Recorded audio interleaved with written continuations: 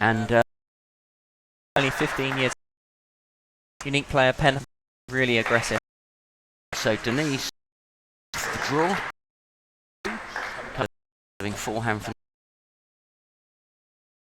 stick, women's six.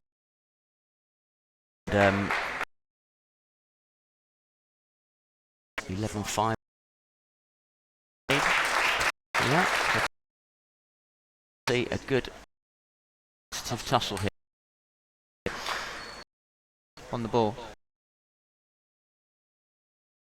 Using as rubber. Seen any other?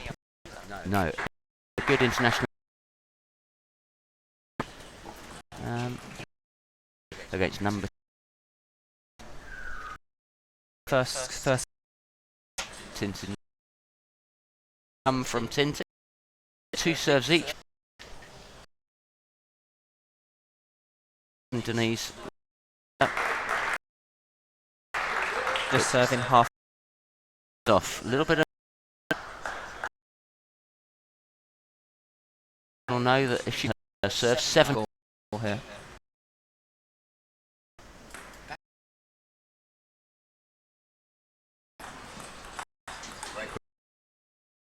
And just keep blocking.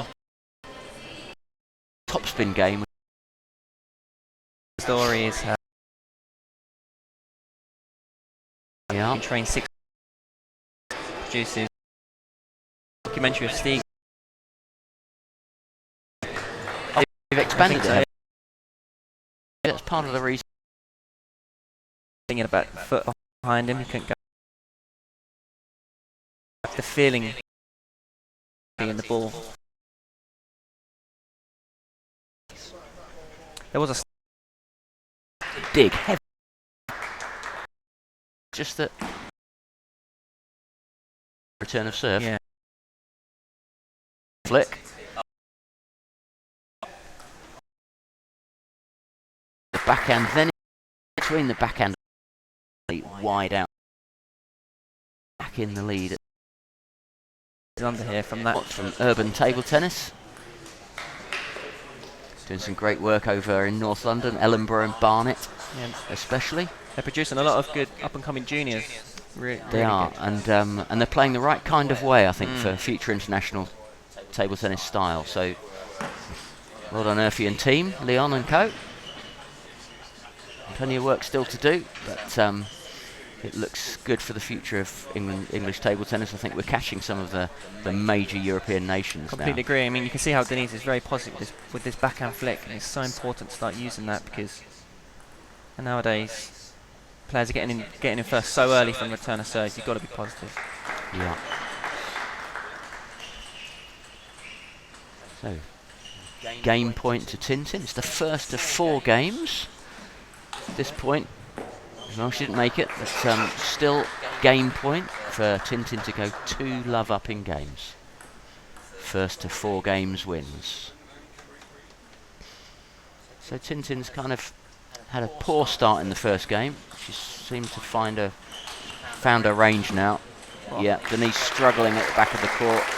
Tintin able now to get in much more positive attacks, and Denise suddenly under a great deal of pressure. It's difficult. This is why that first set was so important at 9-5, I think. Got to really take that first lead, especially against someone of Tintin's level.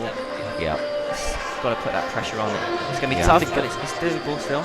Yeah, I think quite often at this level you get one chance opens up to really put a top player under pressure, and you've got to capitalise on that and put something on the score sheet. And while Denise was playing really well at the start of the first, she didn't look at all perturbed.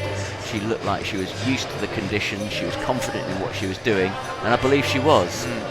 But nothing went on the score sheet other than that she got 9 points, which is good, but not a game. You've got to turn it into something that goes down in black and white as a win, even if it's just one end. So maybe mentally she was aware how important that first set was, and a few serves drifting long. Yeah. 9-5, bit of pressure. Yeah. So there you see. First game to Tintin, 11-9. Second game, 11-5.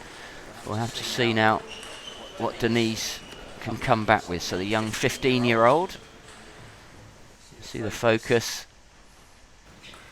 Oh, see that fine So flip. serve short to Denise's forehand, and then when Denise returned, Tintin was able to attack it and hit it straight past Denise. Good focus.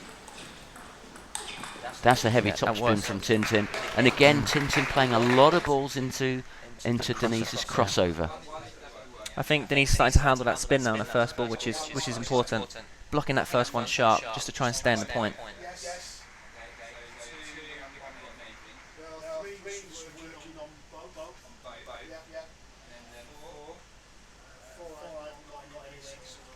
Long push to the forehand again from Denise. She's not afraid of letting Tintin in with a forehand topspin from the forehand corner so much, as long as she gets a lot of backspin on that forehand push. So that gets Denise off the mark.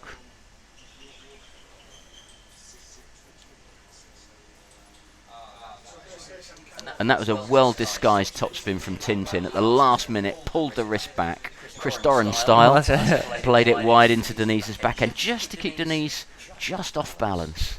That wasn't a hard shot, but it was very well executed with lots of touch. Again, Denise using the forehand chop wide of Tintin's forehand on the return of serve.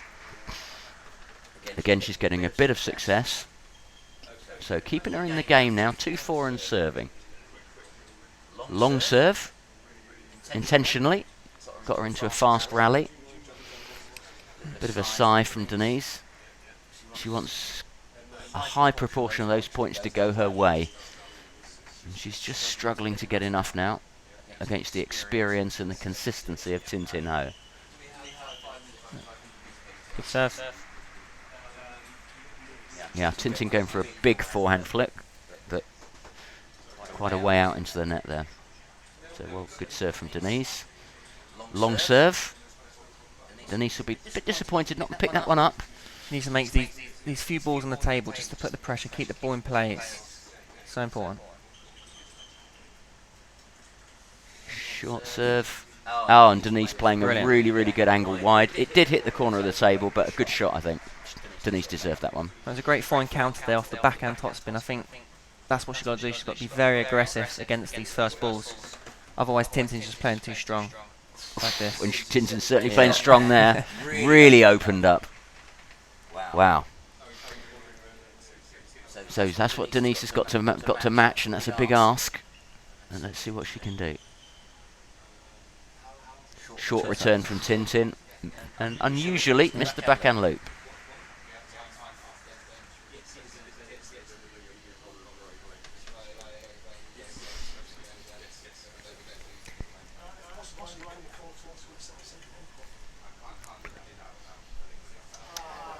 So Tintin serving 7-5, reverse side spin serve. Again, Denise playing right into the backhand corner. The previous one, she actually hit the corner of the table on the edge. That one just went too long.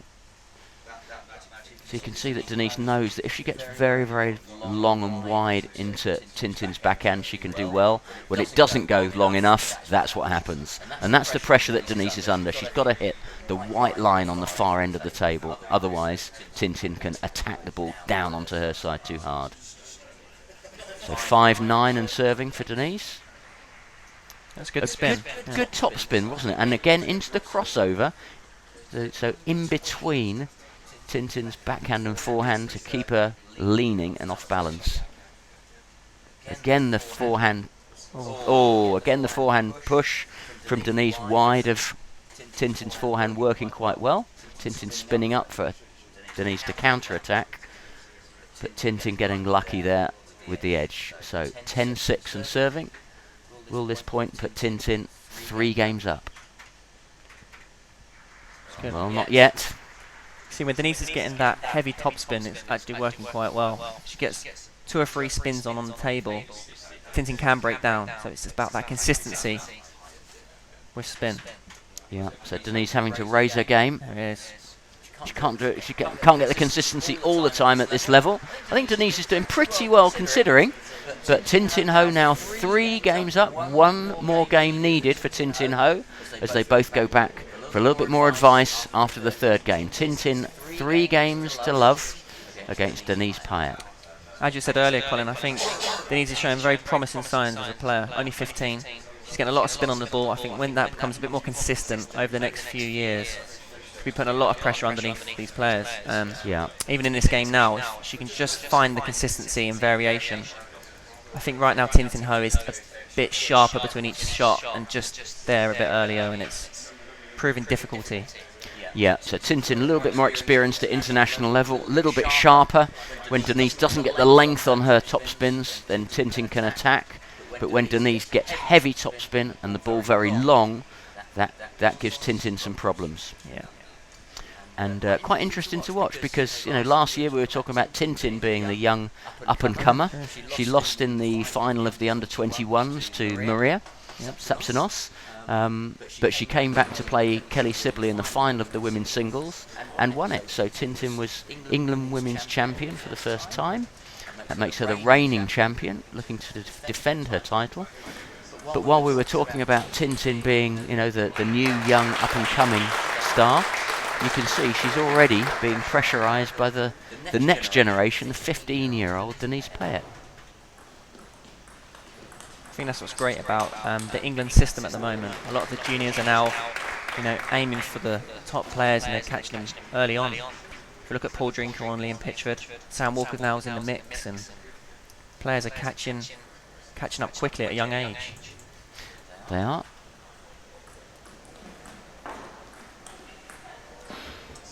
Yep. So Sam's beginning to come of age now, following up behind Paul and Liam. Neither Paul nor Liam very old yet themselves, so Sam coming up behind. Sam, of course, beat Liam in the semi-finals last year, didn't he? He did, yeah. Outstanding match. So we're looking forward to the men's singles semi-finals as well as the women's singles semi-finals. So 3-3, Denise giving herself a chance of at least taking a game in this women's singles semi-final.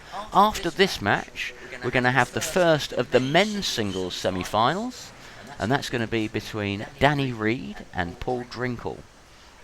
That's at 10:15. Following that, we'll have the second women's singles semi-final, and that's Maria Sapsinos against Kelly Sibley. And then Liam Pitchford comes on at 11:45 to play Sam Walker. Got a great line of matches coming up, haven't we, Collins? Yep, great, so great one day. women's singles semi-final, one men's singles semi-final, and then again one women's singles semi-final, one men's singles semi-final. After that, at 12:30, we'll have the men's doubles final, or is it the mixed doubles final? Actually, Drinkle and Drinkle that will be. Will be.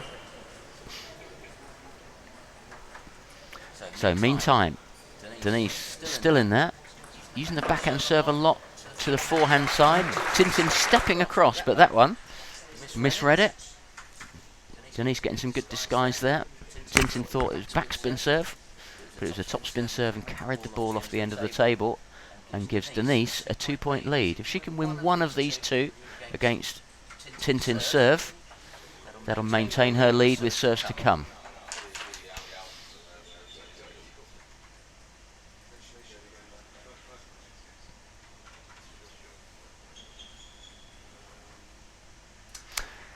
I have to say, Dan, Tin Tin was so sharp last year, and although she's winning this game, she doesn't quite seem to be as alert, as lively as she was in the final session last year at the moment. It might be the style of play as well. I know they've played a lot, these two, but maybe it's the style. Maybe Denise's spin is causing a bit of upset to the rhythm of Tin Tin Ho. I think you've got to break the rhythm of Tin Tin to put pressure on her, because she plays at such fast after the bounce play. Yeah. 8-6 here, this is good stuff. So Denise with the strong, heavy backhand topspin, and she gets the length. It does keep Tin Tin quiet a little bit.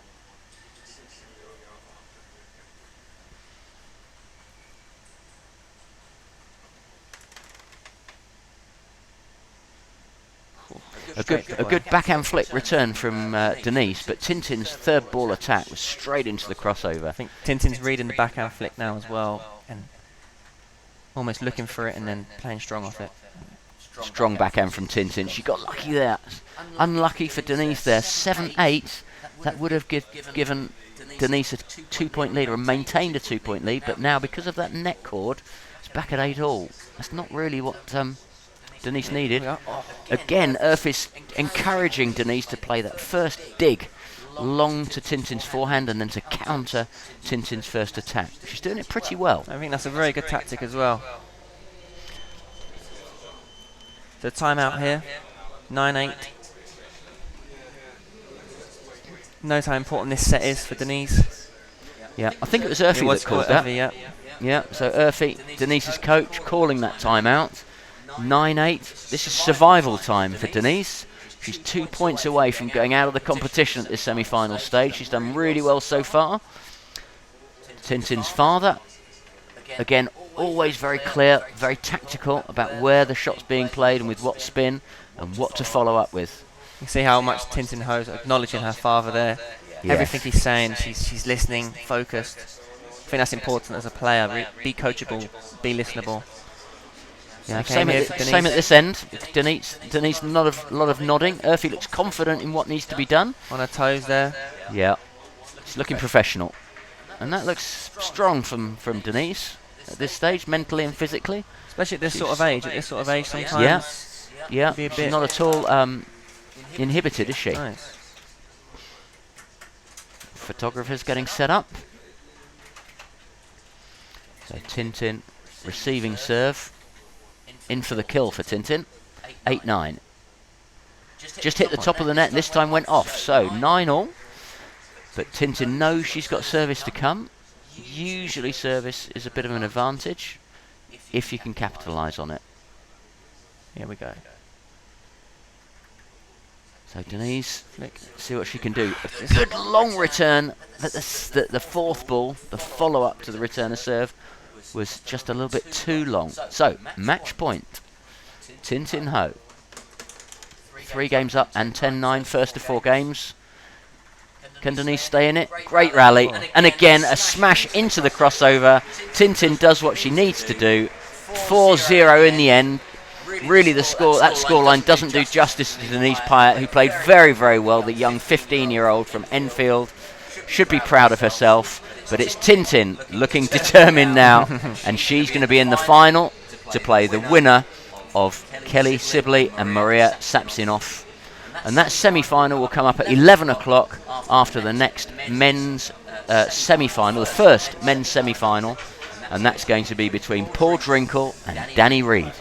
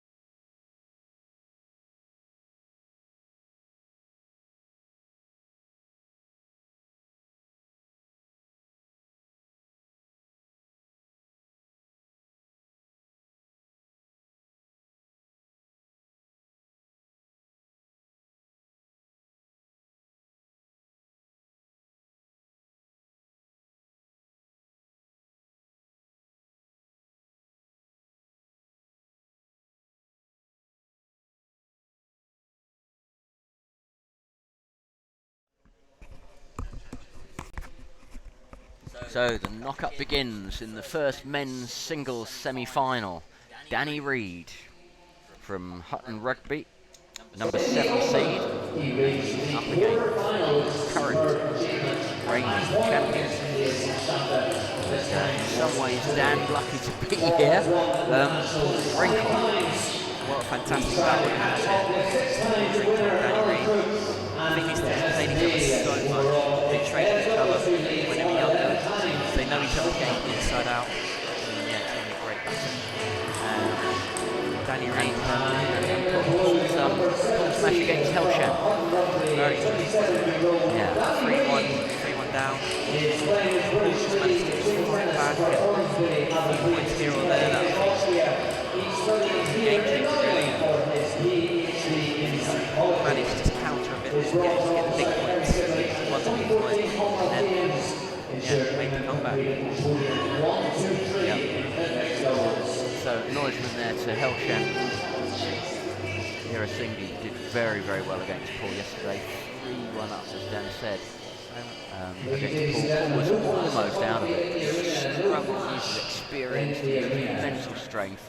Just managed to pull out a couple of fantastic shots. I'm really impressed with Helshan. He trains full-time in Eslöv in Sweden. That full-time engagement to play with this has really improved his game over the last few years dramatically. I mean, going 3-1 against Paul Drinkle is something. And Danny Reid coming through 4-2. And actually in the week, Helshan beat the well-tested here at the Nationals this time round. fantastic result. So now Paul will have cleared that, having come through that big test. Reigning champion in red, both players right-handed, knocking up backhand. It's sometimes quite good to have a really tough match early on. You'll give him, he's already done that. He's been in the 7th set, he's got that adrenaline. He's been in that environment, he's been uncomfortable, so that's probably going to help him in this game. He knows he can come back, he's got that mental awareness here. Danny Reid, I think, is going to go for it. I just spoke to Danny now and he said he's feeling really good. He's going to give 100%, but he actually did seem that Drinkle was, he didn't completely let's see what happens here.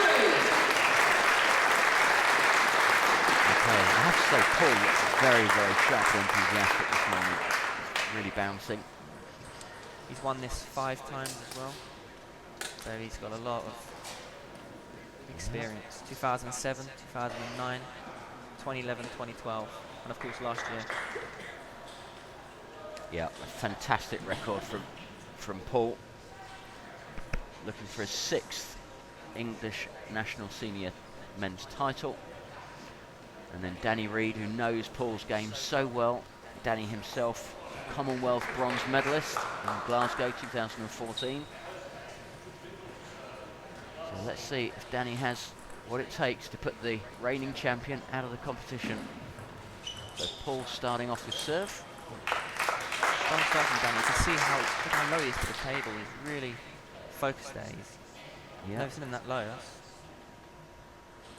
crouched, looking for the opportunity from the very beginning of the rally. aggressive from the start there. Made the first attack. Now leads 2-0.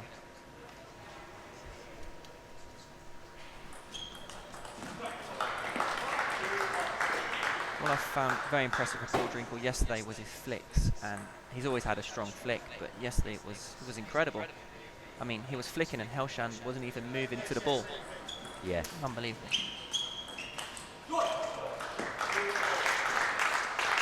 Yeah, there's a point at which I think Paul was 2 points away from going out of the competition against the serve. Helshan served short to Paul's forehand, and Paul just flicked it past him. Yeah, it didn't even move. So absolutely world-class shot. So good opener there from Danny.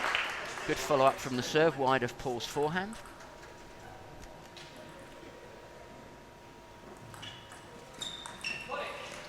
And you see Danny keeping the half-long serve very short on the return there, and that's what a lot of people tend to do against Paul Drinkle. It was a great touch, and you could see Paul was actually hesitating. Was it long, was it short?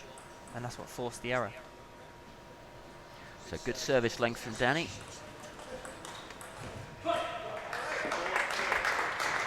block there was so deep. It's incredible. I mean, at this level, the blocking is not like how Wood block. You know, it's so deep, it's aggressive, it's amazing. It's almost like an aggressive shot, even their blocks. Yes.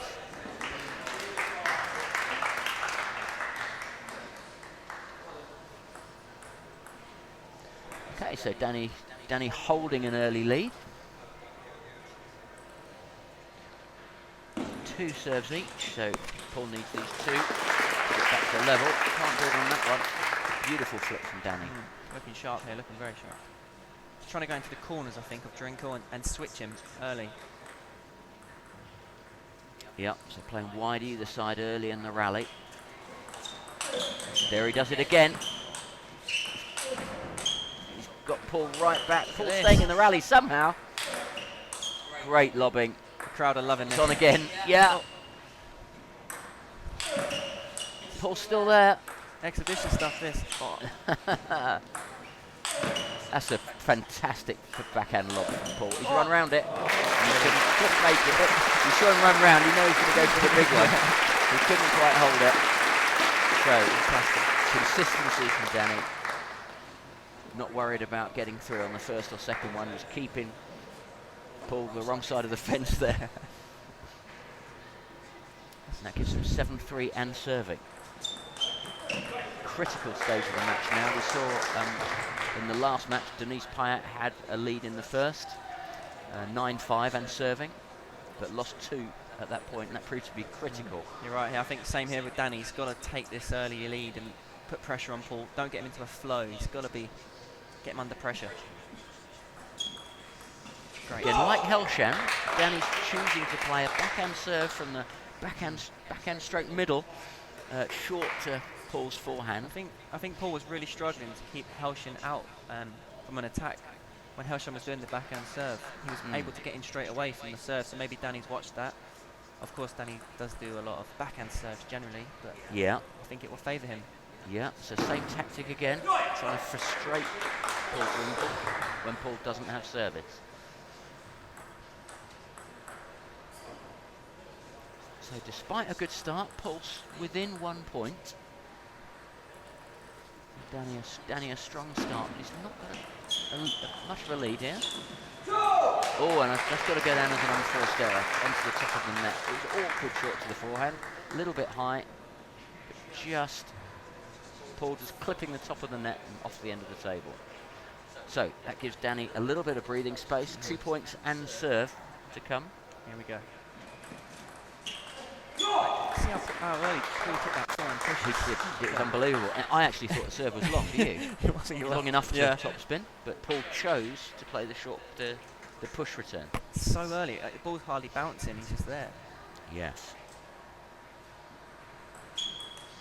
Again, so early, not giving Danny time to recover. Yeah. They're trying to rush Danny's third ball. That's Danny's follow-up from the serve.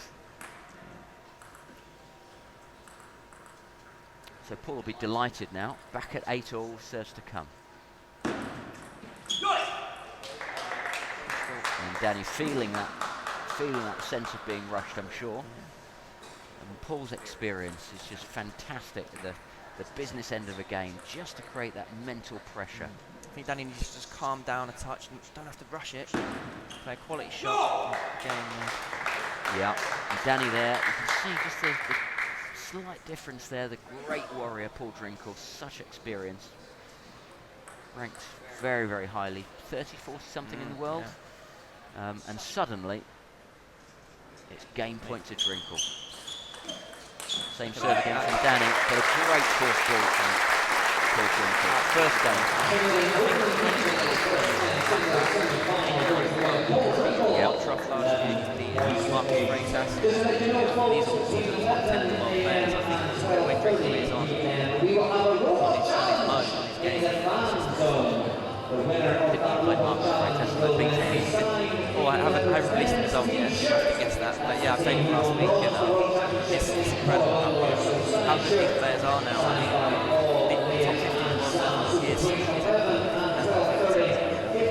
world is dream.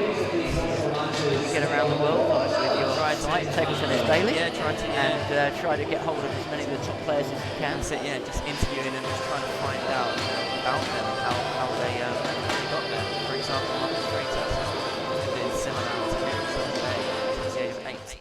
He says he hasn't changed that. That's what he's always done. And you know, if you're doing that to anything, you're going to become the best, I think, or near best. Yeah. Have you got any tips for how you can play a lot of table tennis every day and avoid repetitive injuries? I think I asked this to Marcos. I said, how do you manage it? And he said, it's a lot to do with the fitness and the strength and conditioning, keeping the body in a good shape. If you just train, you get injuries, you get overuse injuries. But if you're doing gym stuff and counterbalancing everything, you'll be able to maintain it. Of course, though, you do get injuries as well. He was out for 50 days last year completely with his leg injury. So, I think it's all part of being positive. It can happen. Yeah. But these days, I think the sports science has moved on a lot. People are able to play many hours a day.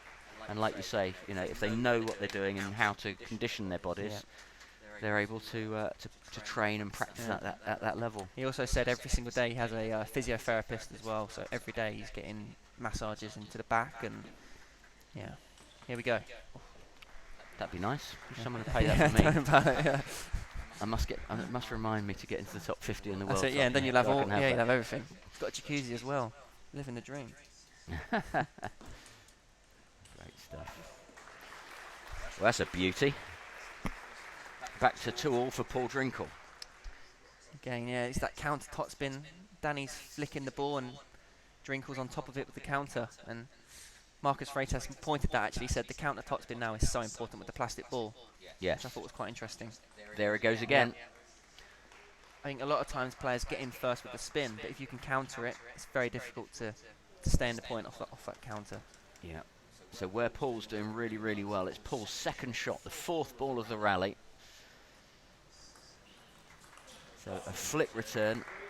Danny sometimes getting in, he missed that one, but then Paul able to follow up despite the spin speed and change of direction that Danny's trying to put in on his first attack. So that's been really world-class play from Drinkle. Danny will be a bit scared now.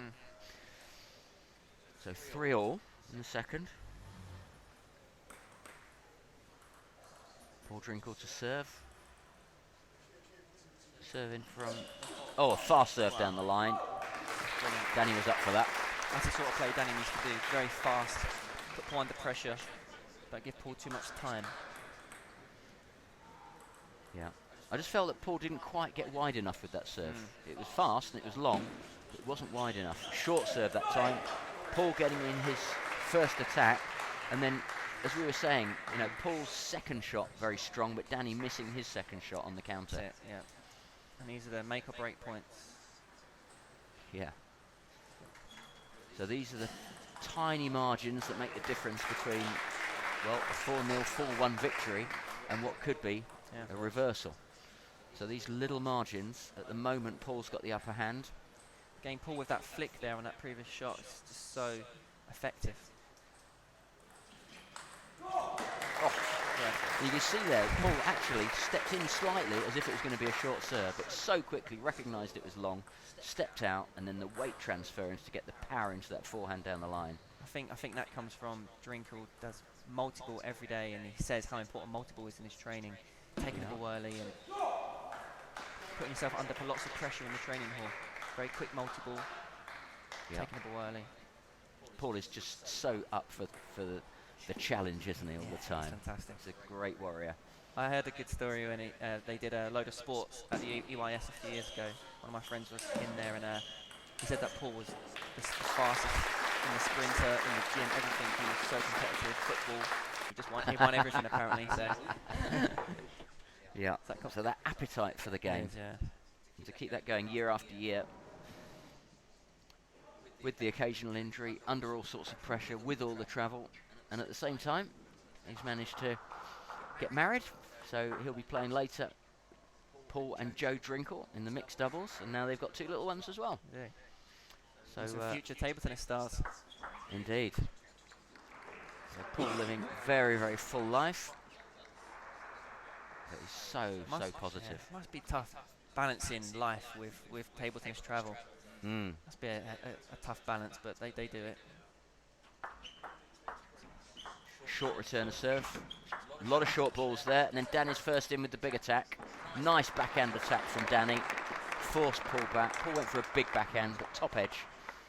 Couldn't quite time it. I think Helshan yesterday was able to get Paul away from the table often. And I think that's what Danny's got to try and do. Get into these rallies where Paul has to take a step back. Yeah, let's see if he can do it against the serve now. Brings Paul in. Beautiful flick. That's that flick we're talking about. Yeah. Yep, that's that flick. The same one that he used to get himself out of trouble against Helshan yesterday. Helshan was really the talk of the town yesterday, wasn't he? Brilliant. Good, very good few weeks. Good training in Sweden. The amount of risk they get on that flick. Danny Reed backhand there. flick? Yeah.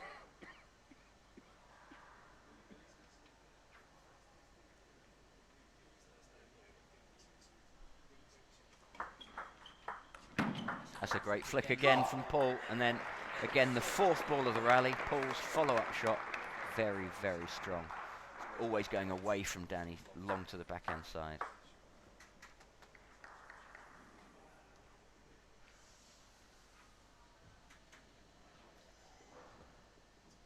So 8-9, Danny serving. Long push on the third ball there.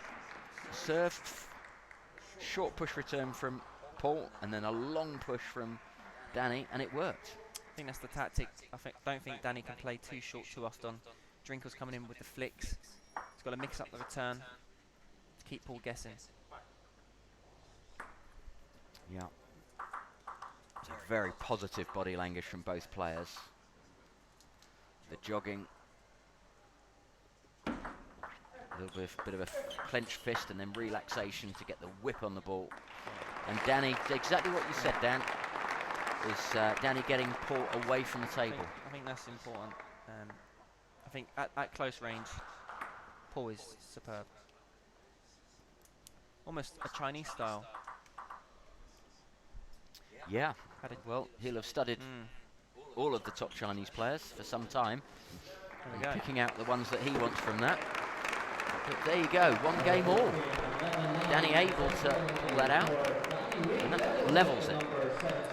Paul Drinkel from a young age had Jia Yi as his coach. Jia Yi was a Chinese incredible coach, now coaches the Singapore women's team. Yeah. And Paul, I think, credits his coach a lot and learned a lot of his table tennis. Also Carol Moore, she helped those two boys a hell of a lot throughout their early years. And Jia Yi teaching them the Chinese way of playing early, the flicks, being aggressive.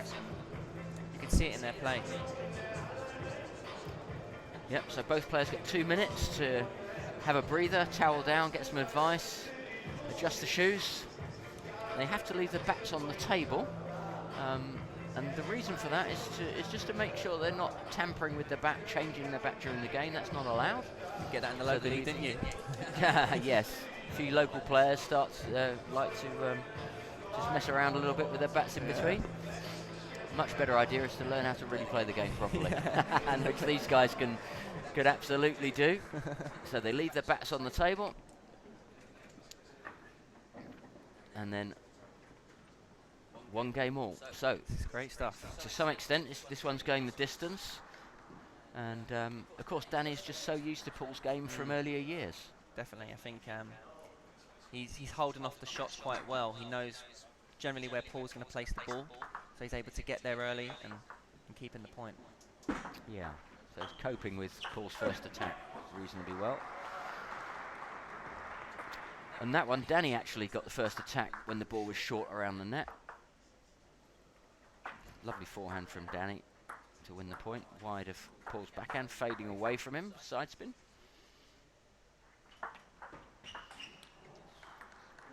That was a big backhand from Paul, but 1-1.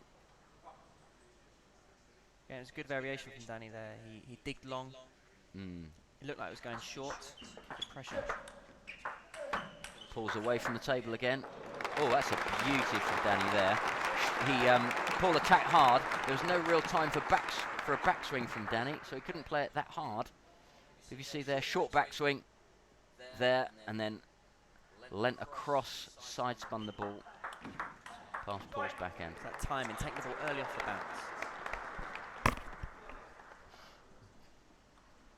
Nice replay, that one.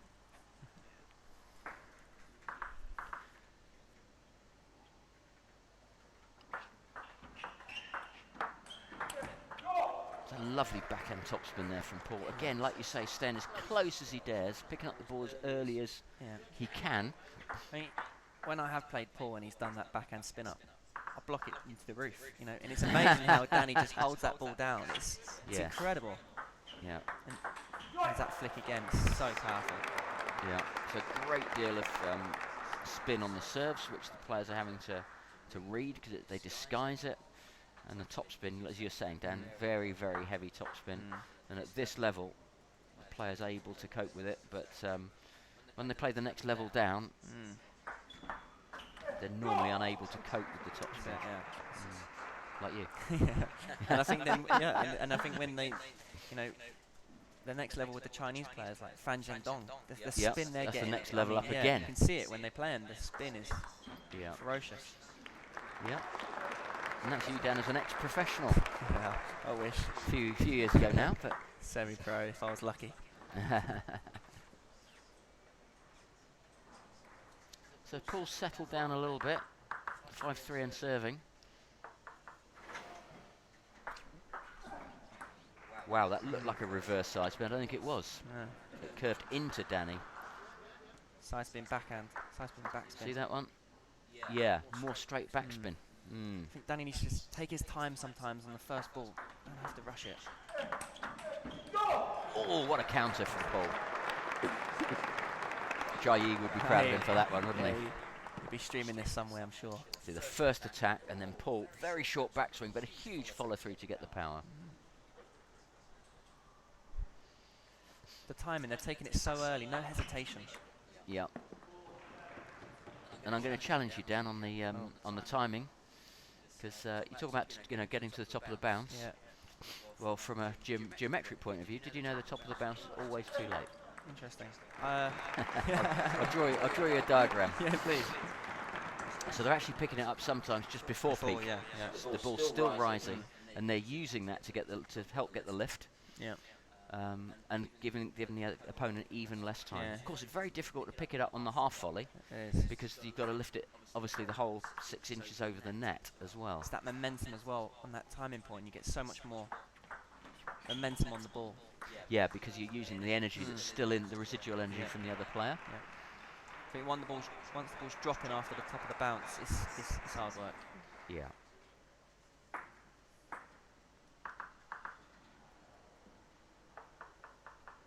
Important set this one for both players. Yeah, 2-1 would be nice for Danny, wouldn't it? Oh, Danny could have done more with that. You give Paul half a chance, and look what happens. Incredible. I think as a player, that's the best shot, doing that backhand down the line. It feels so good. Look at that. Wow. That's a beauty. And Danny knows he needed to put away the earlier ball that came short to his forehand. Phenomenal. He's not far away. 6-8. That's a beautiful flick. Got Drinkle in trouble, away from the table again. Oh, brilliant. Well done, Danny. Well played. That is really, really consistent top spinning to different angles. Also mixed up the spin there. He did a short forehand, brought Paul back into the table, just to keep him off balance. Yep. As a way.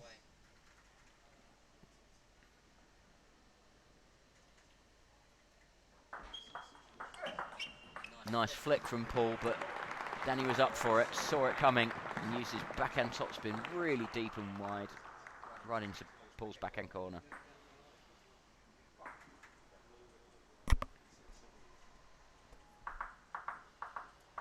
So back to 8-all. Danny will be thinking 3 points away from taking a lead in the match. And there's a possibility.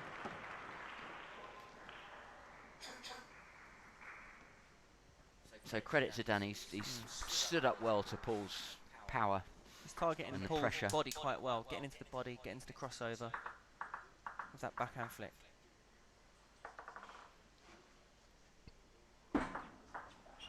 Short to the forehand. That's another beautiful backhand down the line. Strong. That's your favourite of Paul's, isn't I love it? It was a good shot from Danny though. He did mix it up. It was unexpected, but Paul just read it so early and Yeah. was just there. Danny tried to counter topspin, but was never really in position for it. That spin, there's so much spin on the ball, and Yeah. that's where maybe the Chinese team would have made that counter, which makes it these Mhm. marginal differences at the later end of the set. Yeah. Oh, what a wonderful backhand. The moment of Danny genius. knew that was coming to the backhand of the crossover, and he drifted it right onto the white line. Have a look at this backhand So there. casual. Beautiful. He just saw Danny go round, didn't he? Beautiful. Percher in motion, that one, and which gives game point to Paul Drinkle. So best of 7.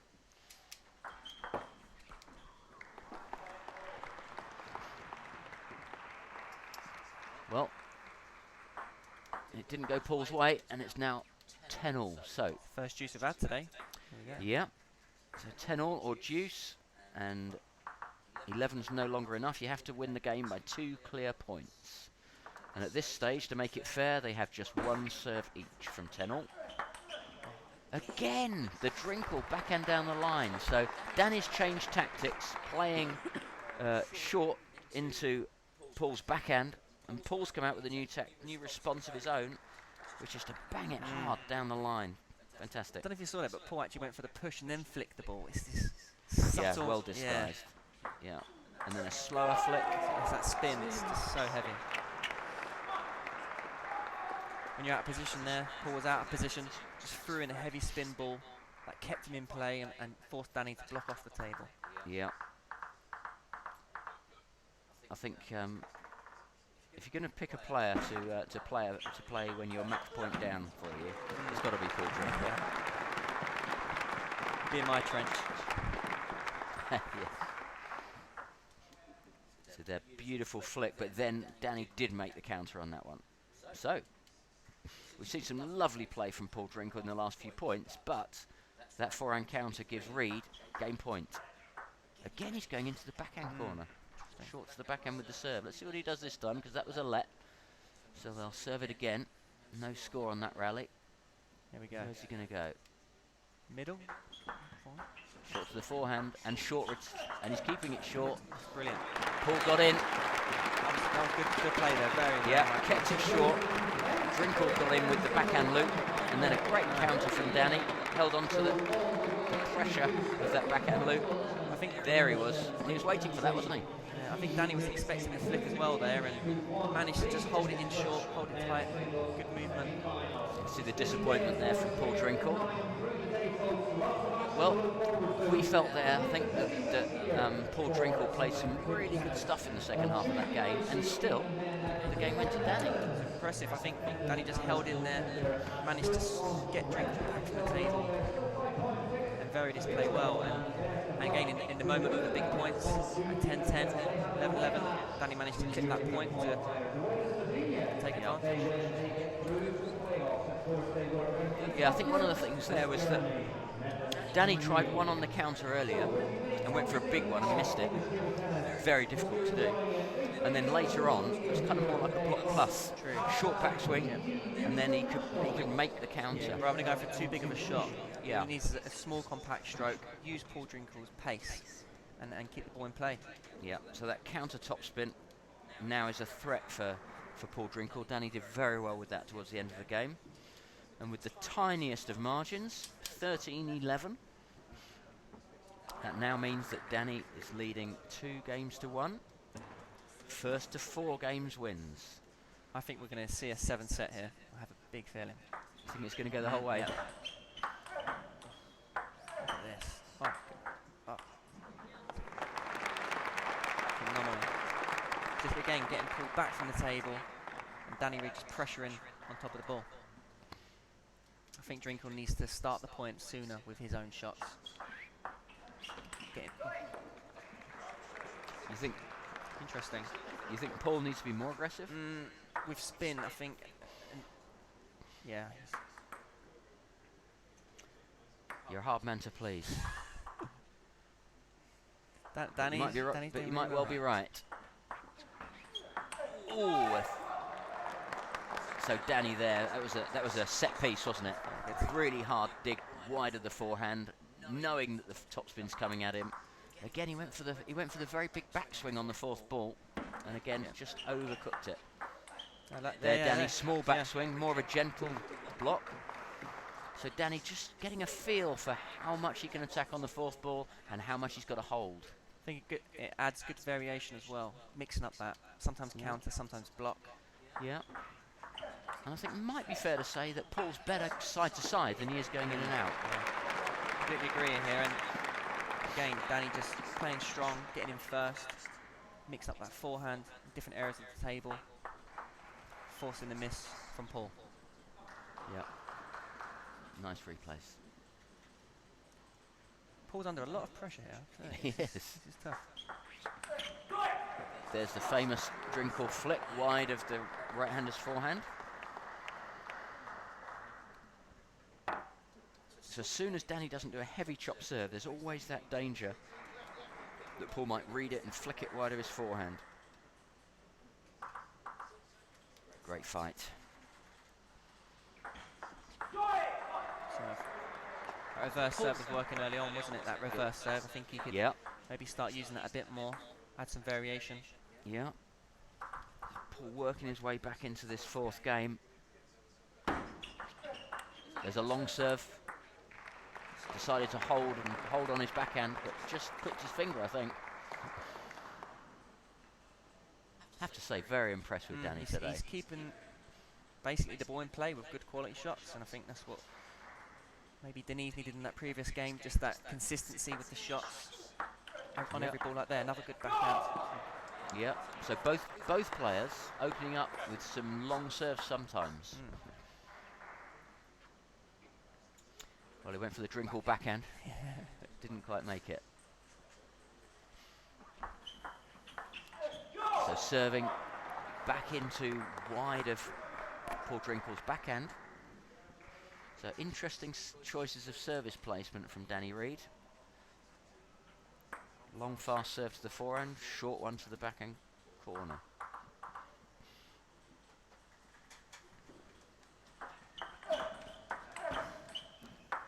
Look at that. Danny was so quickly onto the serve there. Big point. Here we go.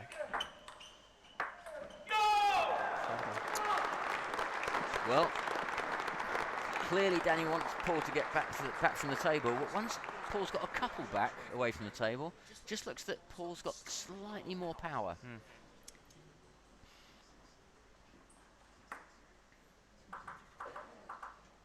So there, Paul will be delighted to pick up just every now and again one of those points where he's stuck away from the table. And then Danny taking a leaf out of Paul's big backhand down the line. And then a huge fist pump. A huge fist pump, yes. Both players are really know how important this set is here. These points are absolutely crucial. Danny here can take a 3-1 lead. Or Paul to level. Yeah.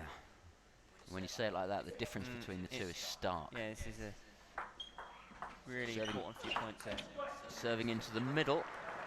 Paul getting in first there. He's got to do that. He's got to get into the body of Danny to avoid the counter topspin. Yeah. So as long as Danny's short push is just long enough to go over the end, Paul's looking for that to spin it up. Danny's got the upper hand again. Here we go. Great retrieving from Paul, and that's 2 points on the trot that he's won from a very, very defensive position. Danny can't afford to let him get away with those.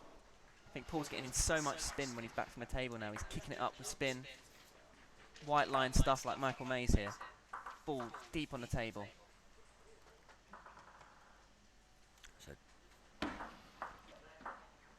So Paul will be delighted that he's 8-6 up and serving now. After Danny playing, outclassing him in a few rallies.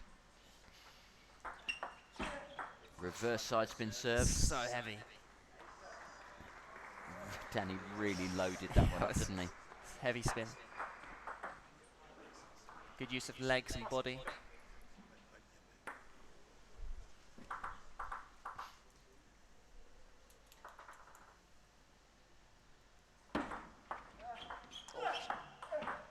Oh, Danny's in. Paul showing Paul showing Danny he doesn't have the power, but he does. And that's an absolutely vital point for Danny. Danny knows how important this set is. Jumping in the air there to victory on that point. It was the one before the last one that was the killer ball. Yeah. Really got the top spin wide of Paul's backhand. Paul trying to get his forehand in from the backhand corner. And that's vital. That puts Danny back in it, not far away from a 3-1 lead. Good variation there. I think Paul span towards the middle backhand, rather keeping it off Danny's forehand counter. Yeah, and Danny overcompensating for the topspin. It's not to say there wasn't a lot of topspin. Probably more than what me and you get, but exactly, lots more. And Danny getting over the top too much. Oh, backhand third ball flip from Danny. Went for the big follow-up, just missed it. The speed there, to know that's coming back to the forehand. Coming back to the backhand and a forehand off the bounce. That was so close. Brilliant. Maybe snatched it a tiny bit, but it's really, really hard to get the timing just right at this speed. So, 9-all. Can Danny Reid go 3-1 up against reigning champion, 5 times champion, Paul Drinkle? First to 4 sets wins. Men's singles semi-final. Great exchange down the backhand diagonal. Both players playing some backhand, some forehand. Danny actually counter topspin to the backhand there off Paul's first forehand, which is really effective, especially this close exchange in the match. Okay, so game point to Reid again. Reid's taken the game twice. He could do with this first point, not bother with the deuce. In. And he's in. He's definitely in. Look at this. Oh, Paul fighting back really, really fast. Great power. Backhand it. Oh, it hit the top of the net, and now Drinkle's got the advantage. Oh, that's world class. World class finish. He got lucky, didn't he, Paul? He did. With the little net. But you can see Danny. It takes him several balls to get through Paul, and Paul knows that he can kind of hold from back there. Yeah, it's got to be so confident to go for those shots, especially on the backhand side when I went away from the table like that. Yeah, and that's Drinkle performing again at game point down. Outstanding play. Paul seems to bring out his best under the most severe of pressure. Years of experience of international play now. Oh, back shot. That would have been nice. So Danny flicking it into the backhand. That variation. Paul had no time there, had to guess, and then just went behind his back. So, game point again to Danny. Dangerous, dangerous territory now for Paul Drinkle. Float serve. A good flick from Paul, but I thought there that Danny had it. Again, he's just snatching his forehand a little bit. I think Danny does a little bit better when he shortens the backswing. Just spends a bit more time on the ball. Quality strokes. Yeah, just maintain balance. Keep the weight transference going. Short to the forehand this time. So spinny. So Paul playing wide of the forehand, then trying to get around the backhand to play a solid counter on the fourth ball. So wide of the forehand and trying to go round again. So much spin, it actually dips off the table, it kicks off, and it's very hard to time. Reverse serve maybe? No, it's float. Strong. Well read, Dan. They're both getting in now off each other's serves. I mean, off their own serve. Off their own serve, yeah. So it's going to be very... Paul did well to squeeze that one out of the crossover, didn't he? Straight in the crossover, He was walking backwards as he played it. As he played it, yeah.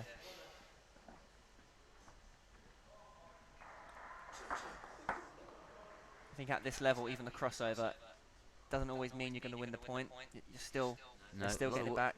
Yeah, groveling. A lot of work still to do. It's just... Oh, wow. That's a very fast push from Danny. wide of Paul Drinkle's backhand, and it was wide, it's outside the end line. Serve and receive is so crucial at this level. Set point for Danny. What can Paul do here? Can he get into an advantage off his serve? Yeah. He's got his top spin in, but he's hit the top of the net and it's gone off. Danny Reid, 3-1 up. Danny is one game away from getting to the final of this English National Senior Championships. Yeah, I think this looks tricky for Drinkle here. Yesterday he was 3-1 down, but you still felt Drinkle had a great chance. I mean, here is a tough battle. I think it's going to be a very tough ask, but just Drinkle's got to find that table, keep the ball in play, and hopefully Danny maybe loses a bit of momentum, but Danny in great shape here. Yeah, I think you're right. If Paul's going to win, it's going to be the consistency of his pressure, not just a few great shots. Yeah, it's got to be consistent. Yeah, Danny playing quite reliable table tennis, and also I'm very impressed with Danny. I haven't seen Danny play for a while. No, either. No. You say he's still playing, doing well training over in Sweden. Yeah. Also, he's at the Nottingham. He's here now, Nottingham He's at University. Nottingham University. Yeah, Probably got some fans in the crowd watching him here. Yeah, his so friends. Danny's got plenty of fans. And that's the point that gave it to Danny. He knew immediately it hit the top of the net and flicked up that it wasn't going to stay on the table. Danny Reid's played for Falkenberg, quite a famous club, Falkenberg. I trained there. Yeah, nice. Yeah, I went there when I was full-time myself many years ago. Yeah, they had a permanent school at the time. Wow. Yeah, so that's where I learnt to have the ball hit past me by Jürgen Persson and Eric Lind. Oh wow, fantastic. Both players that I have had good matches against, but I learnt a great deal in Sweden as well, and I can imagine that Danny is, and also Liam's over there. He is, yeah. Yeah, they're learning a lot day by day. I tried finding out, who named it Falkenberg, how it got famous, and they're still not too sure, really. Even the people at Falkenberg, it just come about. Yeah. Look at this.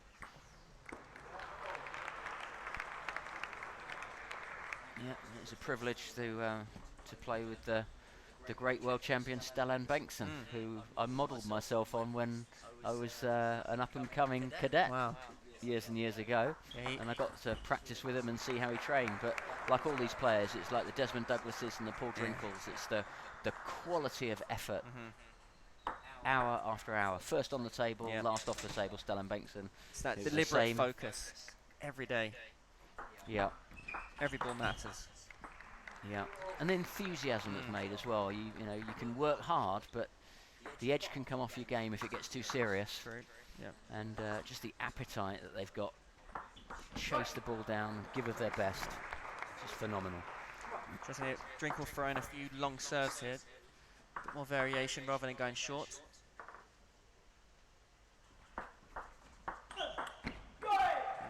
Again, Drinkle slowing down the shot now, going for more spin. Maybe looking for more of the 5th or 7th ball attack rather than the 3rd. Yep.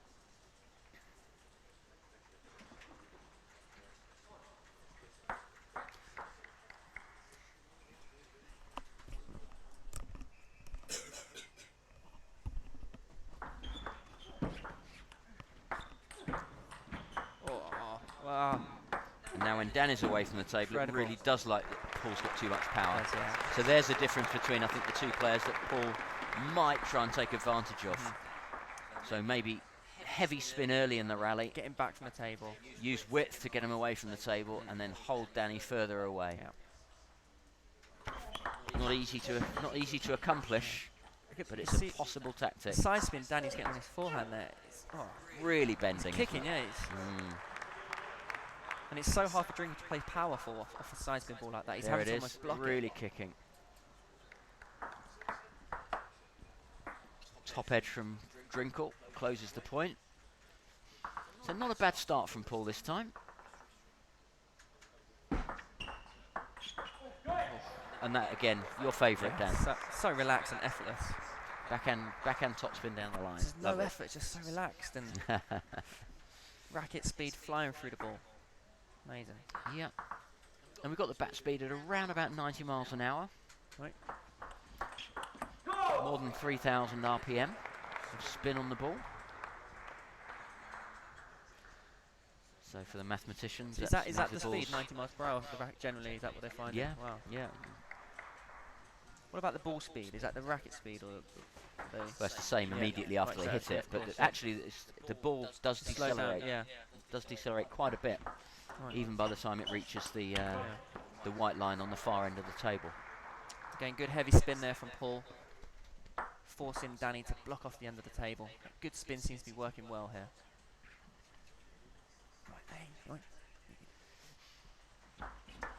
Well, Paul's got himself into an advantage there. He got a bit more luck with the top of the net, but then followed up with maybe a bit too ambitious, a bit wild. I think the spin's working. He doesn't need to play too strong. Just get that heavy spin in.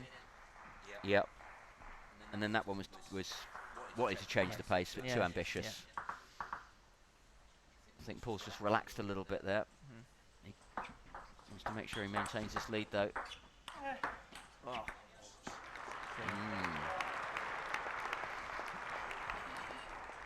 I hope Paul doesn't come to regret going for that big one and missing it, and then letting Danny back into the game. Important points. When we're only playing up to 11 these days, you know, in the old days of 21 up. Could have got away with it a bit more. Yeah. Oh, there it is. And there's the flick. Makes it look like he's going to push It's it. ridiculous. That's what you're talking about. So he goes in, makes it look like he's going to do a short push, and at the last minute He's not even. it turns into a flick, and absolutely on the white line. Ball's gone past him as Danny's moved almost. It's incredible. Danny was still coming in by the time the ball went past him. Need to get a YouTube tutorial of that flick. Yeah, let's get that one online.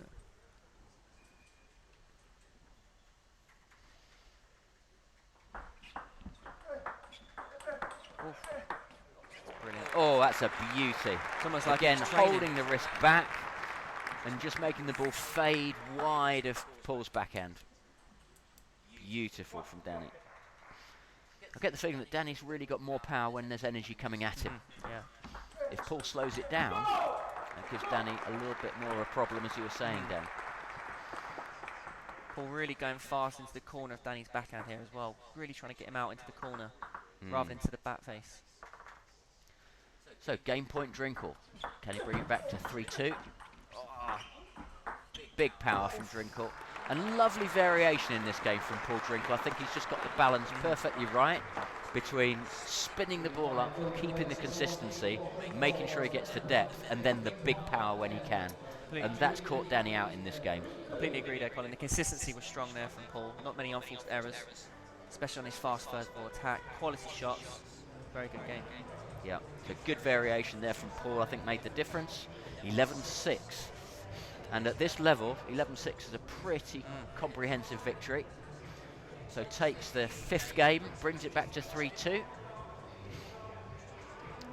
Danny still looks pretty up for it, pretty keen and bright. Both men will be getting tired now. You can see the sweat that Paul's putting out to stay in this match.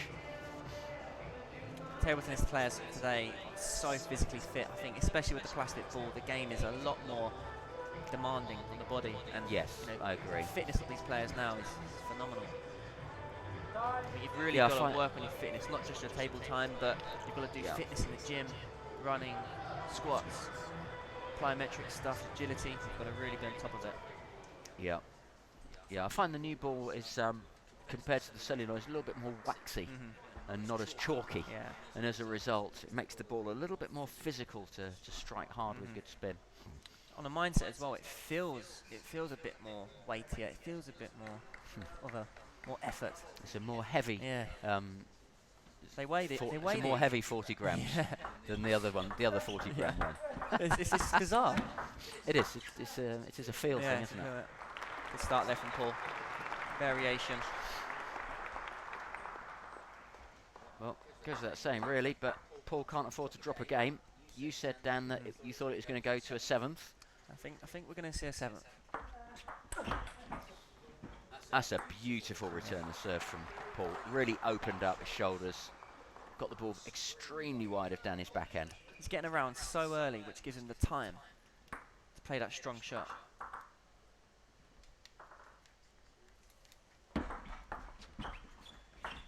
Yeah, And Drinkle's getting away at the start of this 6th game. Suddenly, Danny Reid has another big hill to climb. Momentum shifted now. Drinkle is on all cylinders. Here he goes. Strong. Heavy side spin return of serve from Danny. There, you see the ball curving.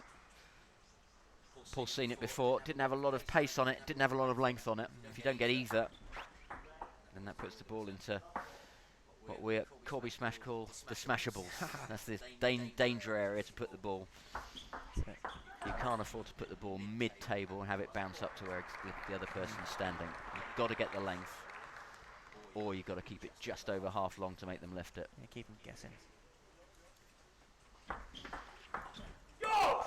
Speed of that flick is phenomenal. You've got to be so confident with those shots. There's no hesitation.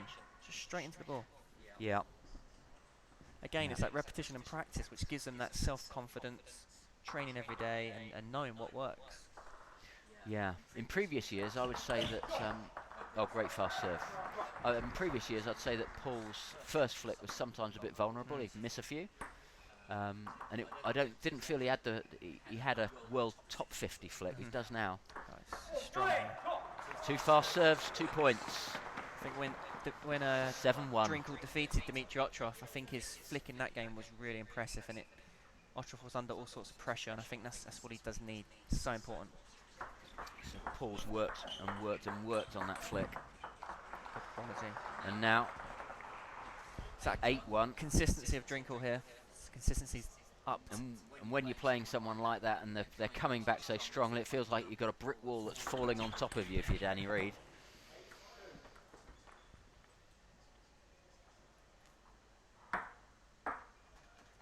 So, serving 2-8.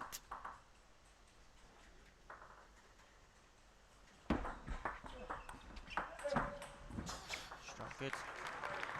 Shot, nice and early. Good quality forehand.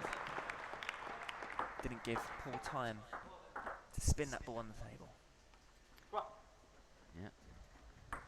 Well done, Danny. Looks like you might be right. And Dan, about this going all the way. That was a fluke guess. Don't Well, at least you went for it. You've got to go made for a prediction. I always do it. I come out with some wild ones. But I No, think but these I two think know each other's game so well, don't they? And Yeah, and you knew how well Danny was he playing. was playing strong. I mean, not over just yet though. 8-4 here, and I think this is now set point. This is an important one here for Paul. He needs this to really get the driving seat. Oh. And he did miss a flick there, unusually at the moment. Quite a lot of backspin on that serve there. Probably thought it was a Yeah, more I didn't see that side much backspin, but spin. Yeah, it's some side spin there. clearly was. Better than me, but just hit the top of the net. Again, that good spin from Paul, making Danny drop off the table slightly, which is forcing him an error. Beautiful forehand, isn't it, from Paul? Brilliant. Yeah, it's placement. Cross court. Yeah. Leaning right over on the backhand side as well. It's not easy. Fast serve. Danny went for the big one,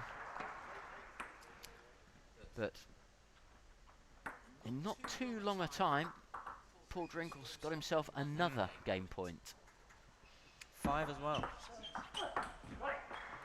And he's got the first one. Well, this game goes to a decider. Drinkle is back. 3 games all. Very strong there from Drinkle. Last 2 sets, 11-6, 11-5. He's changed the game, hasn't he? Yeah. He's changed the game, and Danny hasn't quite caught up with the evolution of the tactics. So I'm clear that Danny will get to grips, but he's got to get to grips immediately with this change of pace that Paul's using. Heavy and medium pace spins, and then the fast balls are now catching Danny out in a way they weren't before. It's amazing how it's not about absolute power, but it's about variation of power. It is, yeah. That mix-up so hard to keep going in play. I think maybe Danny could maybe switch Drinkle more wide forehand at the early stage. Drinkle turning on the forehand, get him wide for forehand maybe occasionally, keep him guessing. And then get Drinkle away from the table on the backhand. Yeah, like he was doing in the early sets. Yep. But I think in the early sets, Drinkle was under a bit more pressure. Next game Danny was up playing will a be bit the more women's fast, singles semi-final, the game second quite of early those on the backhand semi-finals. flick. Once we see the But I end think of Drinkle this stopped close Danny using the encounter backhand here and in this first men's singles semi-final Long between serve. Paul Drinkle and Danny Reid. Give it up for both Very these difficult one players. to The call this seventh and seventh set. deciding game. So, the first men's singles semi-final. Paul Drinkle against Danny Reid, the number 7 seed. Professional playing in Sweden. Against the reigning champion, 5 times champion. From 0 to 11, from 0 to hero now. Here we go. 7th set.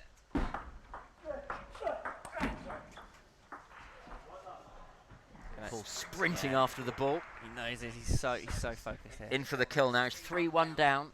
He wants to make Danny feel like he can't win a point, and he hasn't won many in the last few games. So that's what he'll be trying to make Danny feel like.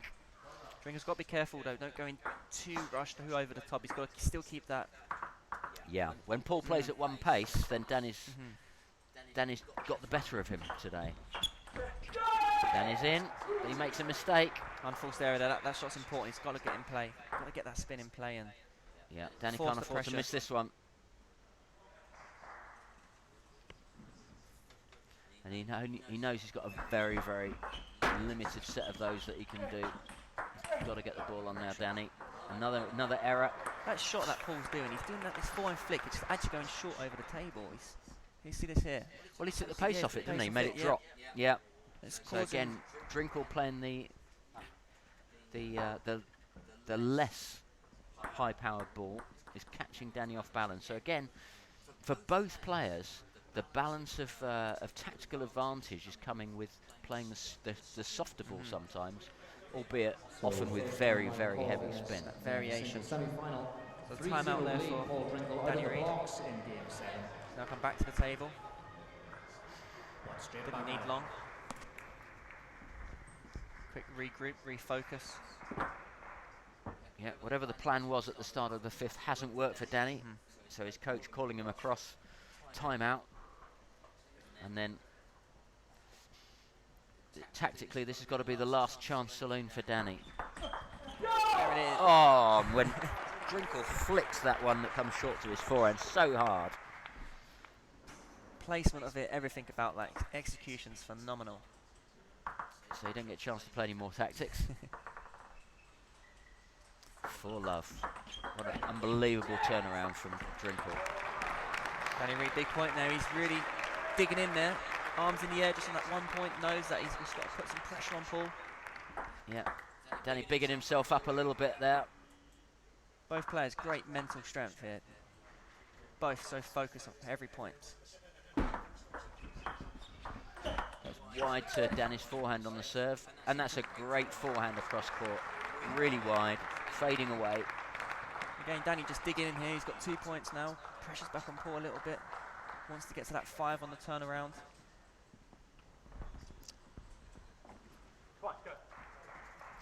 Yeah. So when a player gets to 5 in the final game, they'll change ends. Halfway through the final game. It's on the floor. Danny's got Drinkle back from the table again. And he's back in the game. 4-3. Gearing the crowd on as well, Danny. Raising the arms up. Danny could have been finished for in this Yeah. game. But that's a fantastic fight back from Danny Reid. Danny just making the balls on the table, getting that spin, getting in first. Short return. Long push third ball, but he got away with it. Sure did. Back to 4-4. See Tom Jarvis studying this. Paul Drinkle dropped his head a bit there. No, he needs to get back up, back focused, keep his cool and composure.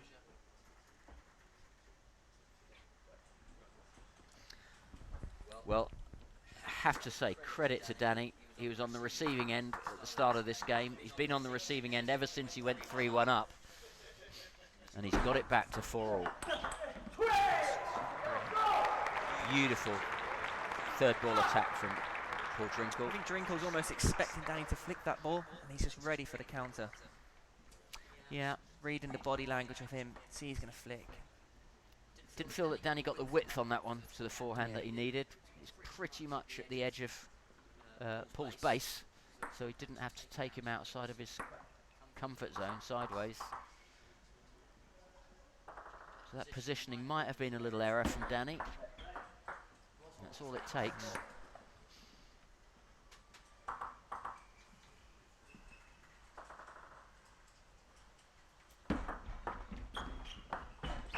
A change of ends has occurred in this final game. Beautiful backhand from Danny Reid. Absolutely cracking backhand. Paul got to it, but he was able to follow it up and win. That's what I was saying earlier. He's got to get to that wide forehand, and with pressure as well, it's even more effective. Fantastic. And what we're seeing there is a little bit of a bit more relaxation, I think, from Danny. Yeah. The freedom to really express himself, which he seems to have lost in the pressure of the last couple of games. Tried it again, didn't work. Backhand down the line. Drinkle just getting enough spin there to make it awkward from the angle. Well, Danny hasn't had a lead in this game. Final game, first men's semi-final. Hesitation, slight hesitation there. Good touch from Drinkle. The Slightly winner of wide one. this will play the winner of Liam Pitchford and Sam Walker. That'll be a repeat of last year's semi-final, which Walker won. Liam would definitely be wanting a revenge. He's had some good Instagram posts showing that he's ready for the tournament. He's training hard, so he's going to be up for this.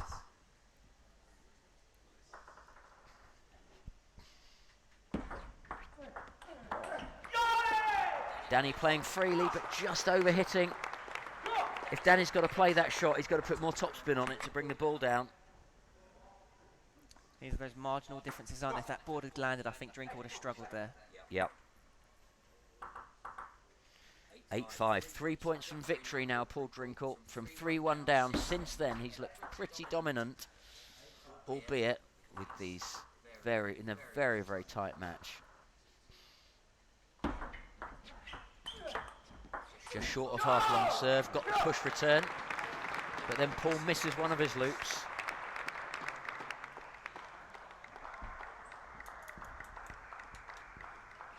Just off. Danny serving at 6-8. Going back to his trusted backhand serve. Where's it go? Going to the backhand corner this time. And into the crossover. Paul managing to squeeze that ball out of his crossover and just give Danny enough pressure on the block. So tough to do. His knees are so bent, getting low, getting that spin to keep the pressure. Yeah. Paul's virtually got his both knees on the floor for that shot. 6-9, 2 points from victory now, Paul Drinkle.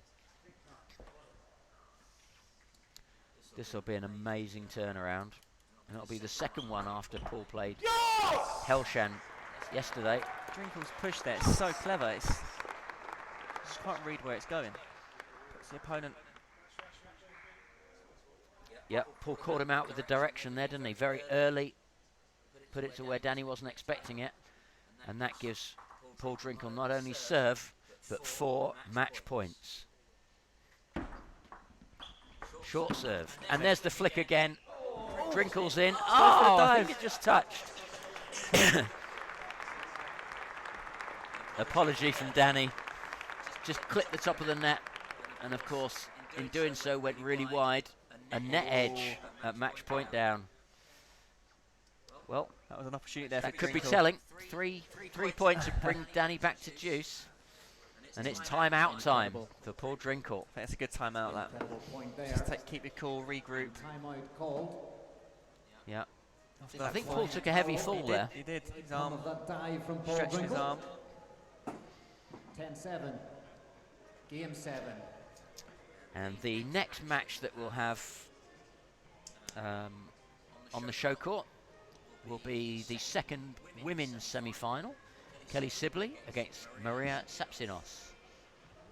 So it looks That's like gonna we're be just a going great to roll bout, that straight one. into the Both second fighters. women's It's singles gonna be a semi-final. Kelly and We're Maria. scheduled for 11 Yep, a.m. plenty of So we're choke just and gonna roll fist. Yeah, you straight can see, into you can that. see everything. Brilliant. Once we get to the exciting conclusion here of the first men's Able to singles sweat on the semi-final. floor there, the Drinkles Yeah. with the slip. Well, Paul leaves everything on court, doesn't he? Gives it absolutely everything. willing to fight for the very, very last. And let's just see how Paul falls over here. Come on, folks, give it up for both these players. Maybe not quite as pretty as it looked.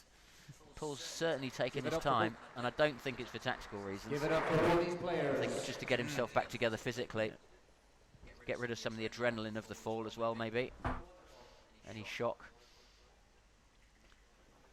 So Danny takes that point. He's back within 3 points of juice in the final game. But for now, Paul Drinkle serving. Match point 10-7. Will this point take Paul Drinkle through to the final of the PG Mutual National Championships again? And he's got an edge. Smile from Paul. He knew he got a retaliatory edge at the end. What a fight back from Paul Drinkle to take that match. 4 games to 3. What a fantastic performance from Danny Reid.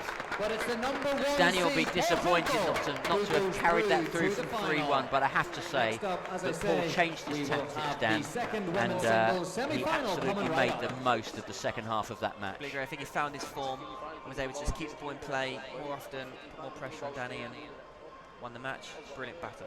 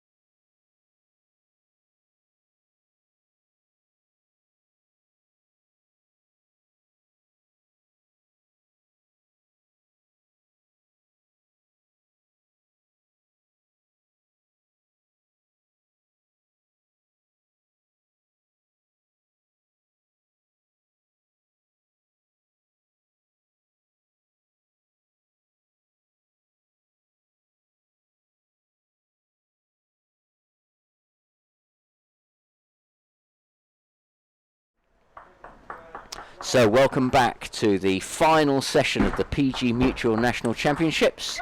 Colin Wilson, and I have with me Dan Ives. We're seeing the start of the second women's semi-final. Kelly Sibley serving against the 19-year-old from Reading, seeded 4, Maria Sapsinos. Dan, how do you see this match? Can Maria make a dent in the number 1 seed Kelly Sibley, do you think?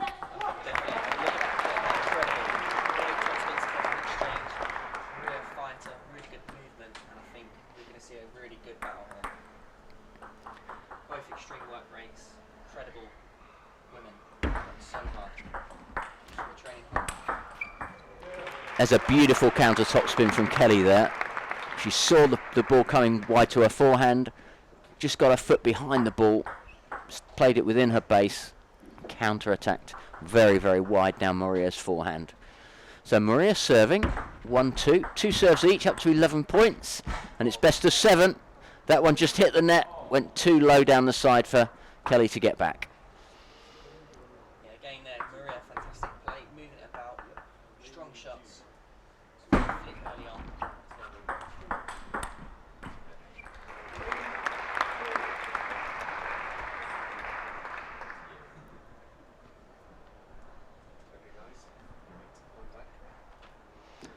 Okay, so Kelly serving at 3-2.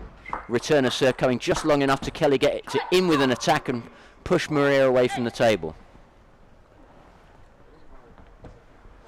So 3-all. And Maria's come well through here. Seeded 4. And she's the reigning under-21 champion, having beaten Tintin Ho 4 in last year's under-21 final. And Tintin Ho is going to be the person to beat in the final. Tintin having beaten the young Enfield girl, Denise Payet, from Ellenborough Table Tennis Club in the last semi-final that was played at 9:30 this morning. So these girls playing for a place against Tintin Ho. So it's quite interesting last year that Tintin was beaten by Maria in the under-21s, and then Tintin beat Kelly in the final of the main women's singles. So these players all very much of a muchness. Maria improving all the time. Strong spin game there from Maria as well, getting that spin, forcing Kelly back from the table. 7-3. Maria keeping Kelly short there, stopping her from getting her forehand topspin in. She won't mind if she keeps it short enough to make Kelly play a slow topspin. It's just a case of stopping the big ones coming. 7-4. Good backhand to backhand exchange. 7-4. Maria still with a bit of an advantage in this first game. Maria's improved so much, playing really well now. Kelly playing into the crossover between the backhand and forehand, 5-7. getting Maria off balance and then away from the table, and that is what Kelly will be trying to do.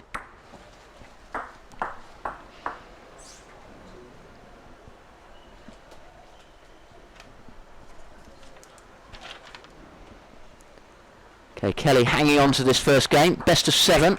7. She's crawling her way back into it. So Maria giving away 9 years of experience. Kelly, 28 years old, from Leamington Spa. First topspin, Maria counter topspins. Just hits the top of the net and misses, and that puts Kelly back level at 7-all. Yeah, Kelly holding in there, keeping that spin, keeping the pressure on Maria. Yep, so Maria, I think 7-3 up, 7-all. That's how quickly a lead can fade against someone of the class of Kelly Sibley. 7. And a bit of annoyance shown. And then Maria, you can see, emotionally regrouping. Right, let's go. Getting herself positive again. Clearing the emotion from the last point and getting into the next one. One of the great things about table tennis, you go from hero to zero and back again in seconds. You've got to be able to concentrate for the next one. 9-7. And you see Kelly's professionalism there. just keeping solid under pressure. Couple of mistakes from Maria.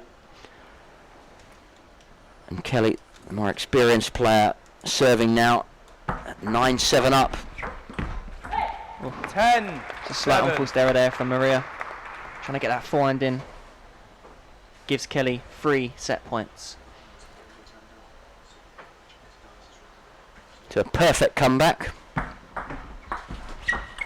from Kelly. Oh, 8, nearly blocked 10. that on. I think Maria would have got it anyway. So Maria stopped the rot. She's still in it. 8-10. 2 serves to come. That keeps Maria in with a chance. So best of 7 games. So it's first to 4. Playing up to 11. If Maria wins these 2, it'll be deuce.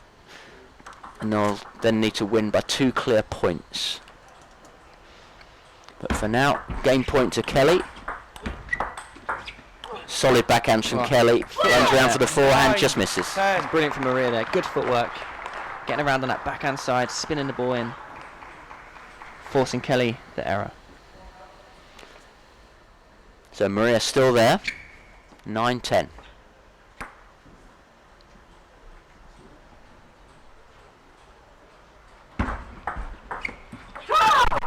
And that's it. First game, Kelly Sibley. She knows she's got away with that. She was well down at the start of the first. A bad start for Kelly. Had to say that Maria started off very, very sharp, Dan. It's very strong. I think really good footwork, getting that first spin in and just keeping that hold on the table. But Kelly managed to take the ball early and mix it up, and a few unforced errors from Maria there at the end. I think cost her the set. A great game. 2 quite similar players here, both strong, very aggressive, and a good battle. Yep, so Maria getting some advice from Dad. So, part of the great Kingfisher Club that's produced so many players over the years, when it started off as a little hut Amiga. Yeah. With great women players under the tutelage of Peter Charters over many decades. Karen Witt, Alison Gordon, Bro, Mandy Smith, Sainsbury, and now there have been others, but now Maria Sapsinos as well is now the highest ranked woman from the club. And Kingfisher, the club of Matthew Syed as well. Second game. Sapsinos to serve. Love all. So Maria needs to overcome disappointment, rebuild confidence. She did have a good lead in that first game. Yeah, strong forehand. Look at that. Love 1. I think Maria's got to get her footwork sorted, be confident, get around, and play strong. You think she's got to run around her backhand and get her forehand in, Dan? Maybe not all the time. I think you see here it's exposing her, but 2. Love. she can use her backhand, and I think definitely need to use it because Kelly's strong on the counter. Okay, so that's part of the conundrum for Maria Sepsinov. When to run around her backhand side to get her forehand in, and when to hold and use her backhand. Love. If she holds and uses her backhand, that's okay. But the forehand typically for Maria is more powerful. And also if she does stand and play lots of backhands from the backhand side, 2, then 1. Kelly will pin her down the middle, in between the backhand and the forehand. So Maria, I think you're right, Dan, she needs to maintain that threat of running around and getting the forehand in. Yeah. Very good heavy spin, deep ball from Maria there, which forced the error to Case. I think she's got to produce that strong quality top spin. Good spin up from Maria. Oh. Sorry, from Kelly. Good spin up. So nothing in it. Sure, Kelly's got a lot of fans in the crowd here.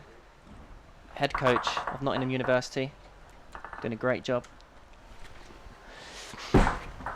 Yeah, so Kelly based here at the 3, University of Nottingham. 2. Now in the head coach position, but still playing internationally. They've got an international on Tuesday, I believe, and Indeed. serve the men. So after this competition, Kelly will be flying out to Slovenia Yep. to play the away match to the one that they played in Kent in November, 2, 4. Always where find it they had a good impressive. victory actually. Yeah. Find it impressive how players like Kelly manage to coach and play at such a high level. Yeah, it's always a Can't be question, easy. isn't it, about people doubt about your ability to coach and play. Whether it takes your focus away, whether it takes the hunger and aggression away, whether you feed the other player a little bit too much. Yeah. 3, But 4. Kelly's managing both very, very well at the moment. She was fantastic against Slovenia at home before Christmas, and we'll need Kelly in good shape to do some more damage next Tuesday.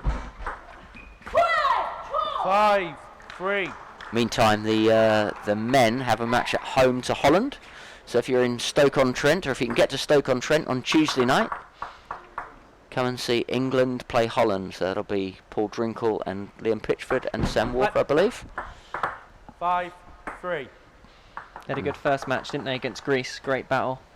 Which was live Yeah. on Sports Bible. Great coverage, and that's brilliant. 5, 4. Yeah, that was an amazing match. Great comeback from England.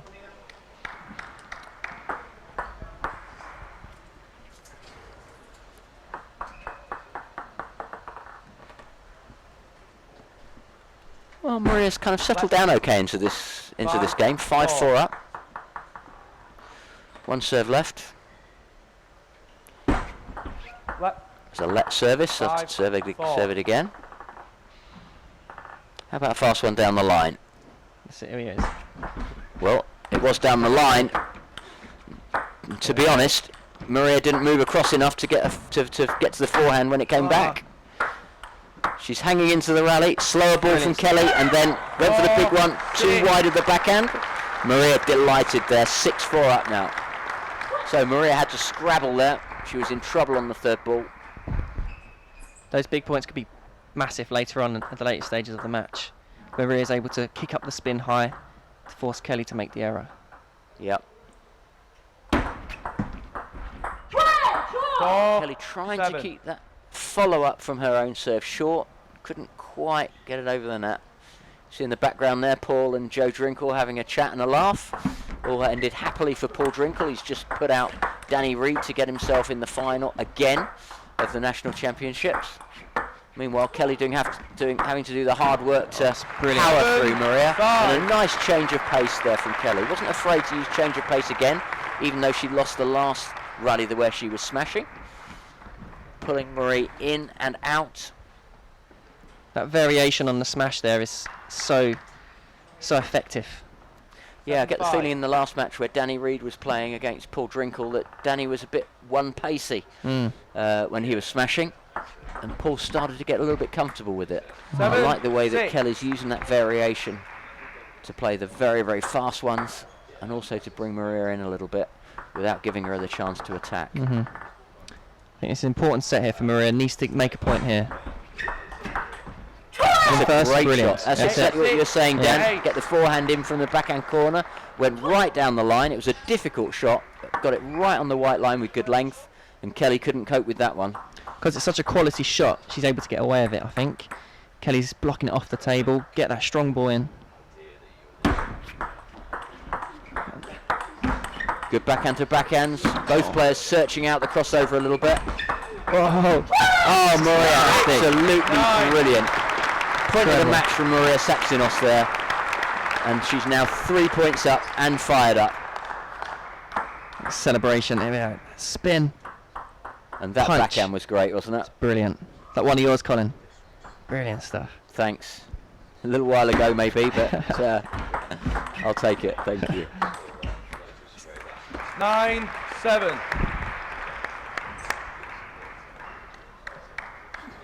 I think this backhand exchange is really important as well. Who's winning the backhand department? Yes. Because whoever is winning the backhand to backhand exchange will be happy to continue doing that, and it forces the other player to then have to think Yeah. about running around to get the forehand in. Here it is again. And that of Switch. course opens up a bigger 10-7. gap wide of the forehand. Apology from Maria there because the ball just clipped the edge, and that gives her game point.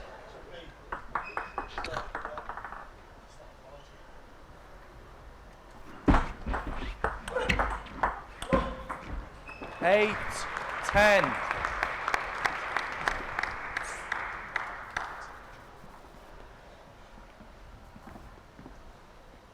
So two So one set back points. one back for Kelly. Yeah. Here we go. Yep.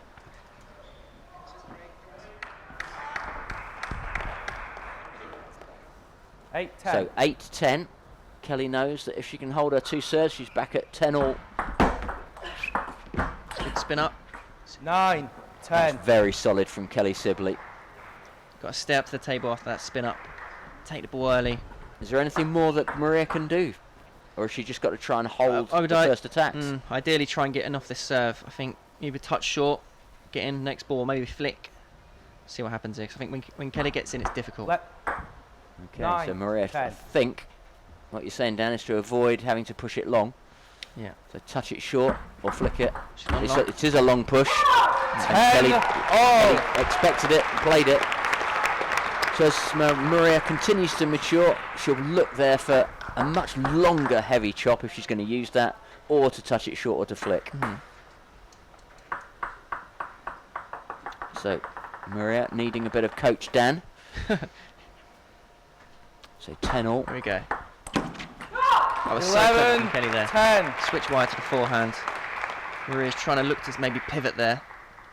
Yeah, it's caught her off guard. So Maria off balance, and Kelly's dug her way out of trouble, and now it's Kelly with set point. Good touch. She's in first. Brilliant. 11, That's what we're looking at. all. Get that first spin in. Keep the pressure. Come on. Here we see it again. Good touch. Open up with the backhand. It's brilliant backhand like Karanga. Brilliant stuff. And a big fist pump to win the point.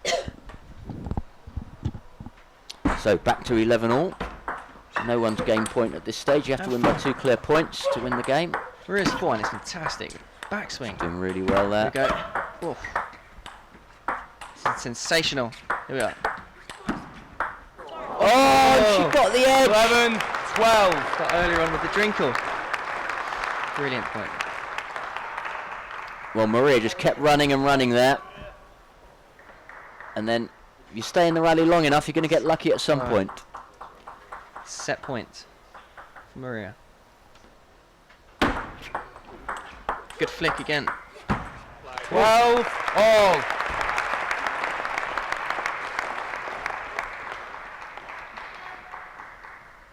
A lovely backhand flick. It's beautiful.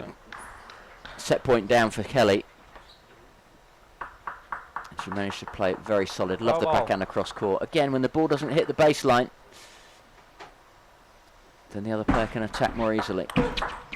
Maria's in with the forehand again. Big Where she's forehands from Maria. Oh, what a 13, fantastic 12. counter from Kelly. Do you see how the experience shone there? Kelly holding 3 times and then waited for the one that she could attack. That's fantastic, wasn't it? Textbook. Absolutely. It was like a Danny Reed forehand counter, short and sharp, cross court. And the final shot, she's saying, now it's my turn.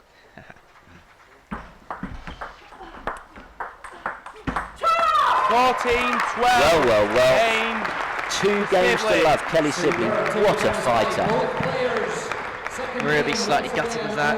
A few set points there could have really done with this set to make it 1-1. But Kelly, very experienced, held through.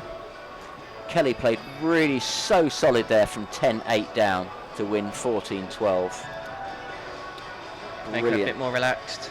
She had to grind that one out, but to her credit, Kelly stayed very relaxed while she was under that much pressure.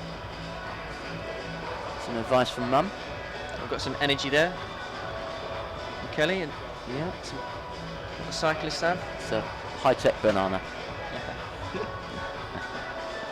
I've had one of those before and I get a huge drop in a few minutes. But If you eat what? some those energy gel things. Doesn't work for you. No, some people it works really well and me, I know. You had any? Yeah, I've tried a few things, but tend not to use them at the moment.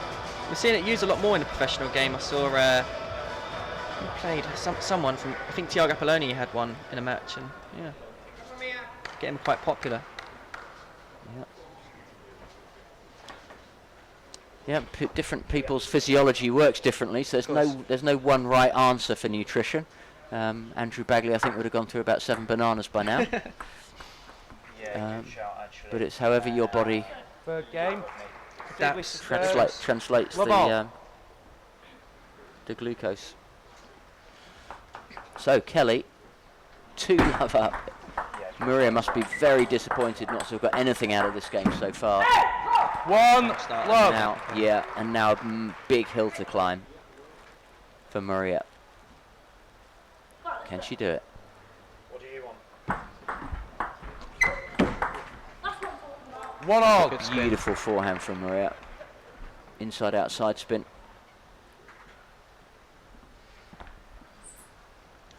I think Maria's got to stay relaxed on this backhand. She's got a strong backhand. She's got to keep in the point against Kelly, Yeah. and then get the forehand in there strong. 1. What a great 2. counter top spin. So that was planned from the return of serve. Good push. Yeah. Set piece. Good length on the first forehand push. Push Maria back from the table as she attacked it.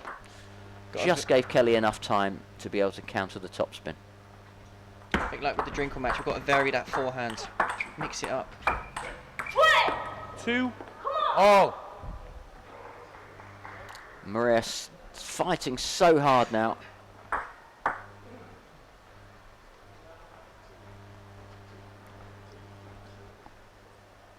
Testing.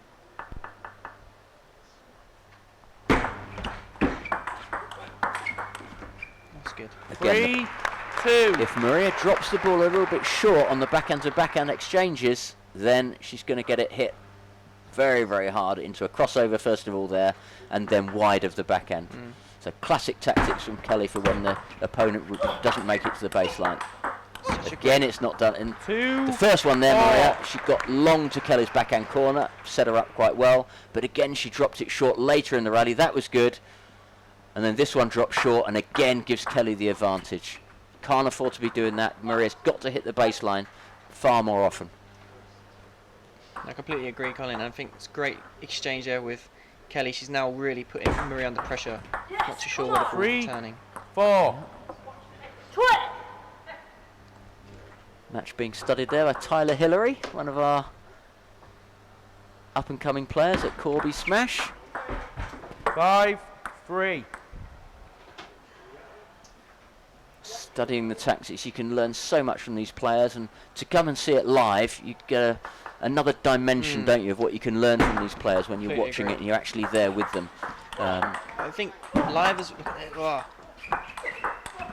fantastic point. 5, There is strong from 4. the table. I think she can maybe hold Kelly a bit more maybe if they get into this rally. What's in the error? Yeah. Completely agree. When you're live, you can see the spin a bit more. You can really get a feel for the quality of shot. How physical the game is, how fast it is. It's pretty good online as well. You see Maria really getting a forehand in from the backhand now. 4, 6. Exquisite backhand. And again, you see the ability for Kelly to survive in a rally under pressure until it gets to be her turn to attack. Just fantastic professional, Kelly Sibley. Love watching her play. 4, 7.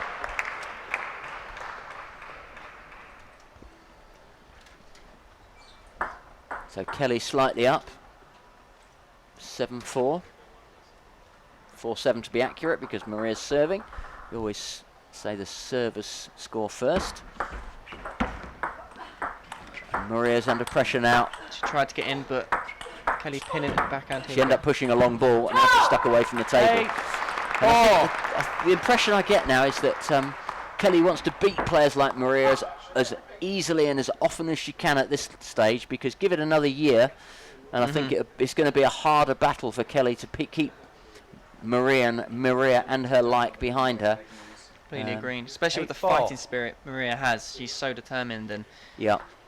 she's going to be training As hard. the game matures physically and the technique just gets a little bit more balanced, 9, then Kelly will find it 4. progressively harder over the years. So good for Maria to make herself a good strong threat. That was unlucky. Kelly just getting the top of the net. And that's a Good. great return 5, serve. 9. Quick, straight quick, off the bounce, pivoting, reading that return a serve straight down the line, forcing Kelly to error. Again, Kelly did a fast serve, didn't get close enough to the baseline, and then attackable. That's a great Good switch return of serve from Kelly. 5, So much pressure 10. now with this variation of return. Lovely return of serve wide of the forehand, wasn't it? And then Maria's off balance and away from the table after that moment. 10, Ooh, bit of a rush 6. shot. And Maria just looking to maintain the energy, the aggression, the passion to keep her in this game. 10-6 down. Ooh, 10, hanging in there. 7. In a game up to 11, you can't really afford to miss many game points. That's got to be an unforced error from Kelly. She needs this one, otherwise Maria's going to be serving at 8-10. 7.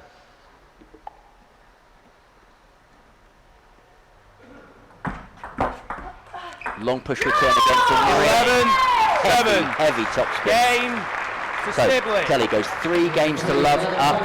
I think Maria's got to change the return of serve, not push long so much, either touch short or maybe go for flicks wide.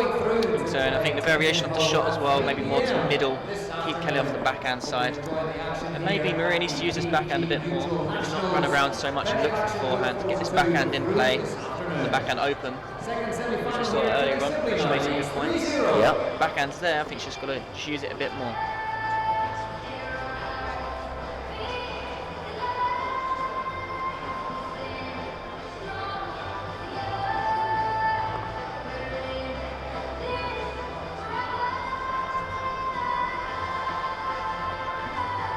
So Maria's back out on court first.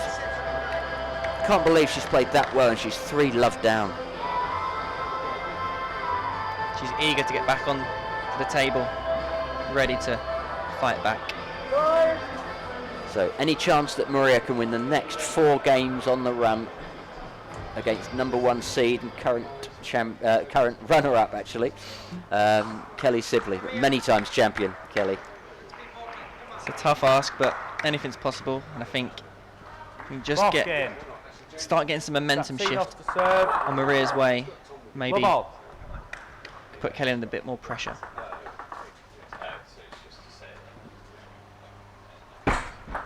So start of the 4th game. Open. Love. Getting a 1. good open up there. It wasn't to the forehand, more deeper into the backhand. Varying it up, putting Kelly under pressure. So can Maria win this game, stay in it? She won't 1. want to lose 4 all. games to love. It wouldn't do her justice. But Kelly now, you can just see that confidence, You see making it. Maria think that she's in charge, Kelly's in charge. That's a great counter from Kelly. 2, Maria did very well to 1. recover, get her big topspin in herself, but just missed it. Playing a solid game here, Kelly, isn't she? She's keeping the ball in play, in good positioning, really good positioning on the ball. 2, Yeah, 1. good attacking and very, very few unforced errors from Kelly Sibley. And she's got the tactics right. Heavy topspin. 1, 3. Again, Maria counter top spinning. I think Maria thinks that hit. I don't think it hit.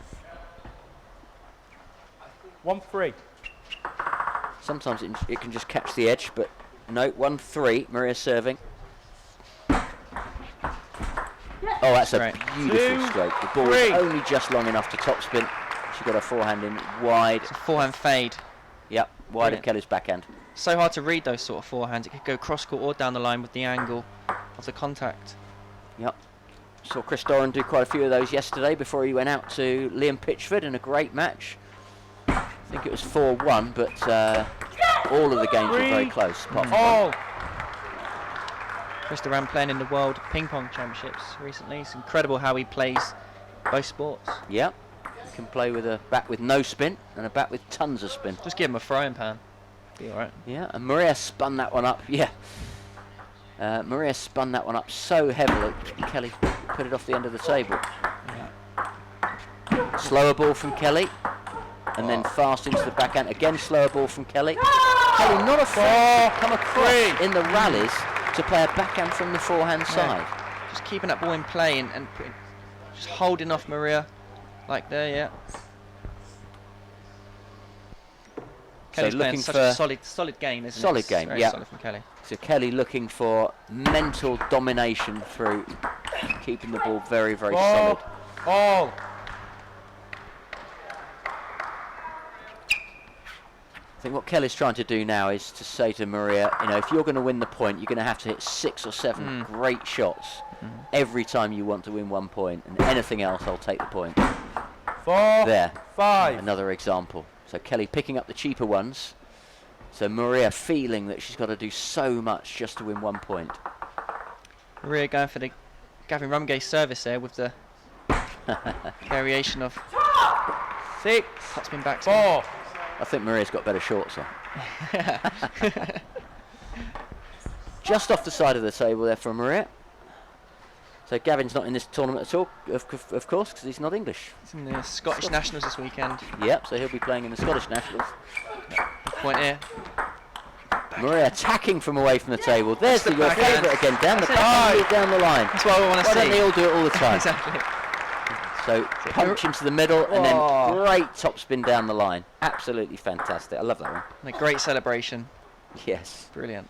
I think Maria's got to use that backhand. Get that backhand in play. 5. And then 7. you just get the feeling the experience and the class of Kelly just draws the odd error early in the rally from Maria, like that one. I mean, return of service is very hard, very difficult. You can't afford to let the other player in. It's almost But after a stretching. fantastic rally that Maria's played 6 or 7 great shots, a little one like that, and it's just 1 point all. Yeah. 6. Forehand 7. fade again, looking good. It's working quite well, that forehand fade. It's not too fast, it's good placement and Very well causing executed. Kelly some problems in the backhand. Yeah, beautifully done, Maria. So Maria will be desperate to take this game. Again, Maria started off with the backhand side. I think that works well. It's good. 7. All. So the game's evolved, the tactics have evolved. Maria happy to use her backhand from the backhand side more. And Dan, it's just bringing enough control, I think, to Sapsinos' game.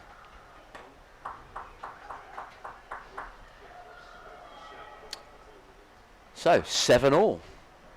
Kelly just can't quite get rid of Maria at the moment. 8. Straight in 7. first there though. Good first spin.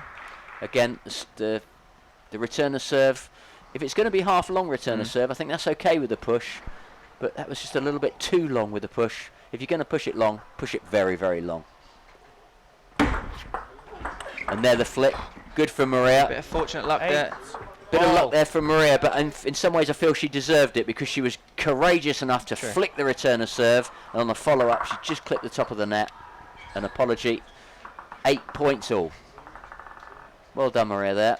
Bit lucky, but you got to ride your luck sometimes. Straight in the middle.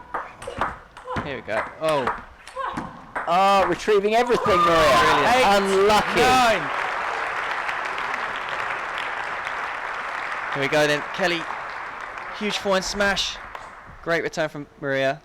However, just couldn't make that last ball. Yeah, she didn't get couldn't get the length on those lobs, could she?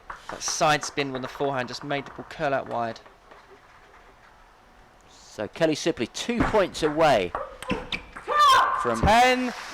8. Forehand in play. yet another final. 5 times national singles champion Kelly. Didn't win it last year, beaten by Tintin Ho in the final. But Tintin in turn in the under-21s was beaten by Maria. So a good clutch of very, very strong women players now at the top. But here we have match point to Kelly Sibley to put her into the final against 10, Tintin Ho, as 9. was the lineup last year. Maria hanging in there. Saved 1 match point. Match point to Kelly. Second of 2 serves. Forehand serve from the backhand side. Maria 10. flicks again. All. Chooses not to push the ball. Uses the flick, and then slight top edge from Kelly puts Maria back in it at 10 points all. It's a quality backhand. I think that's got to be used. And the returner serve put the pressure.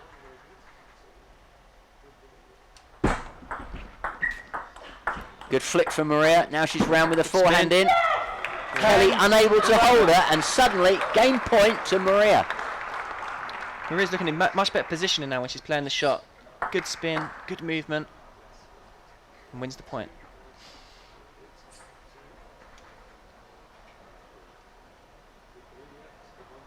So game point, and it's hit the top of the net. Kelly's hanging in there. How did Kelly get back in this rally? 11. That's just true professionalism. Brilliant. Good recovery there. Back out. It wasn't as if Maria did anything wrong. And that backhand as Got the well. luck. But yeah, that backhand, fantastic. 11 points all. It's recovering early on and getting those strong shots in. What has Maria got to do to win a game against Kelly?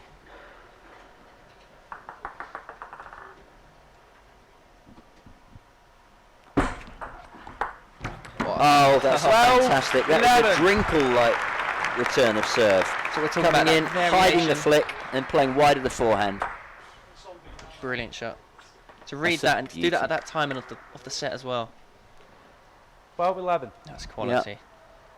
And the inspirational choice at the right time is what brings Kelly match point again.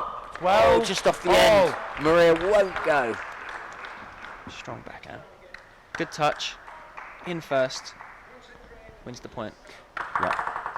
The first push was short enough, wasn't it? Was, yeah. Forced the long push. 12 points all. Again, Yes, Kelly 13, again goes 12. wide of Maria's forehand. Again, it pays results. This is the thing, when you're looking to hunt the forehand and someone's exposing you wide forehand, it becomes very difficult. If you're looking for that forehand from the backhand, it's tough to get out there. Match point again for Kelly. Counter. Ah, Maria 13. swept over the top of that ball. Had to really hit the top of the ball, not hit it up at all, to keep the topspin down. And that was a great counter at match point down. Loop the loop. They're the shots that it takes. Comes the backspin, Maria topspin serve. desperately needs this point off her own serve. That's a great forehand from Maria. But again, Kelly hanging in there. 13, But Maria 14. trading off well and gets another game point. The movement, backhand punch. Brilliant. Kelly just sort of lost her feet positioning now in that last shot. Yeah. Here we go. Set point to Maria. Great return from Maria. A great backhand, just like you were saying, Dan. Yay. And that's it. Maria's delighted. She stays in the match. 3 games to 1. First of 4. Maria Samsonov will not go quietly. She takes the 4th game. Delighted, isn't she? Huge, huge cho there. And that'll be a Chole. massive relief to Maria. Keeps her in it. Fighting spirit, I love it. Brilliant. So, Never give up. Always in it. well, to be honest, I thought that Kelly was going to have that one there, and she got her own match points a couple of times. But the way that Maria fended off those match points, she's got to be very, very proud of herself there.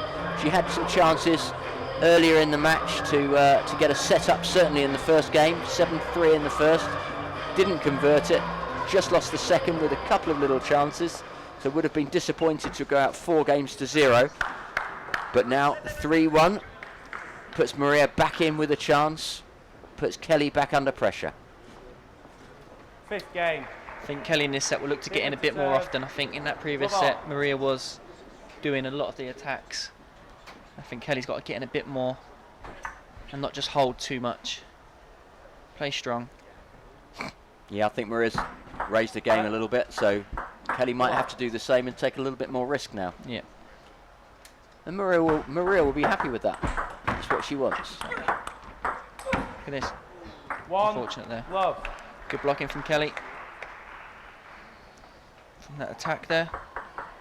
Just held the ball.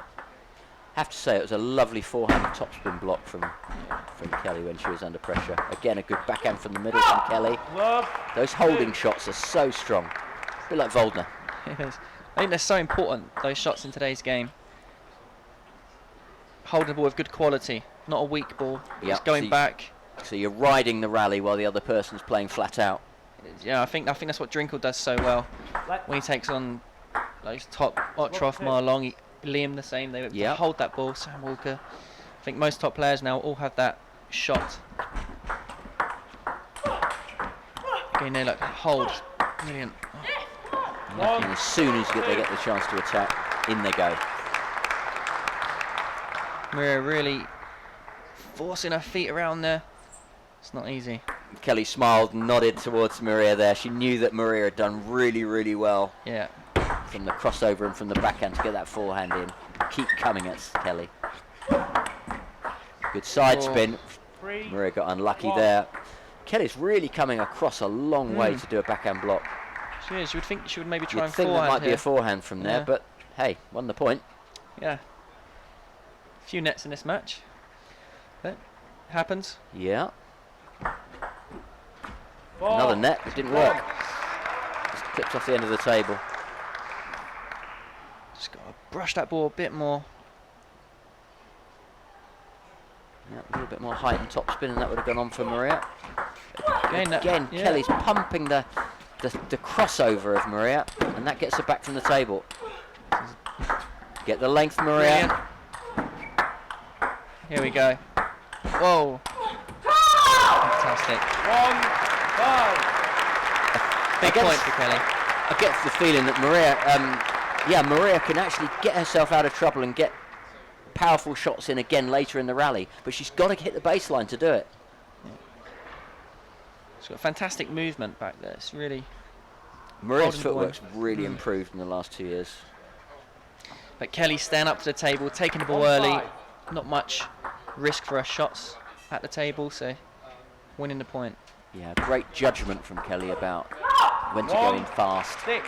and when to hold in the rally. I think mentally now Maria going a bit too much, a bit over the top. We need to just calm down a touch, find her rhythm. And I find down a lot of the decision making in table tennis now is, okay, you can get a top spin in, you've got to decide how much to give it. So it's about how much backswing and therefore risk Yeah, you're prepared to give it. completely agree. Like that forehand there, good quality ball, Yeah. wins Maria the point. Kelly to serve.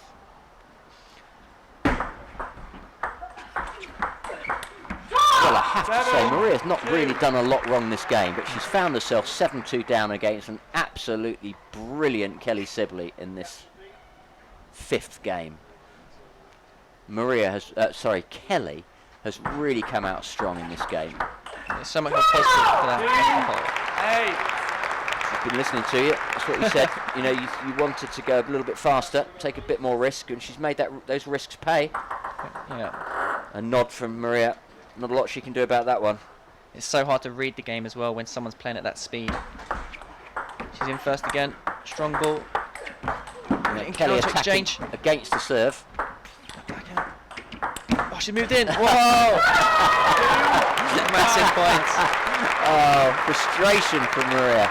Exasperated that she got back to the table, but then made the mistakes. Great return from Kelly here off that backhand. Quality point. Oh, she's got it. Look at that. So 2-9. Kelly 2 points from victory now. Maria's work rate is phenomenal. Giving it all. Oh, it's on. No, it went on. 2. And Maria's giving it everything, and Kelly is looking much smoother. Yeah. Just in but hitting position. it just as hard then. Yeah, just as high. Yeah, I think. So timing is a bit earlier on the play, and Yeah. 10-2. obviously a bit more relaxed. She's up in the set. She's not got no pressure really now. She's just. Okay, so match point. 10-3. Maria did very well there to play a forehand from the crossover wide of the backhand. So this one here gets the angle, but still match point, and 7 of them for 5 times national champion Kelly Sibley. This to put her in the final against Tintin Ho to make a repeat of last year's final. And there it is. Kelly's fought her way through, fought her way back. Dan, did Kelly deserve that? Brilliant, very good performance there, very strong. Always behind the ball, taking the ball early, not going back too much. And I think in that last set there, getting in much more often, being positive. I think put Maria under pressure, getting in first, and she was strong there. Really happy with that win. Yeah, fantastic fifth game there from Kelly. She dropped the fourth, put Maria back in it at 3-1, but in that final game, Kelly was absolutely positive. Takes it 4 games to 1. Maria will certainly be back. It'll be closer next year, but for now, it's Kelly Sibley once again in the final of the women's singles in this PG Mutual National Championships.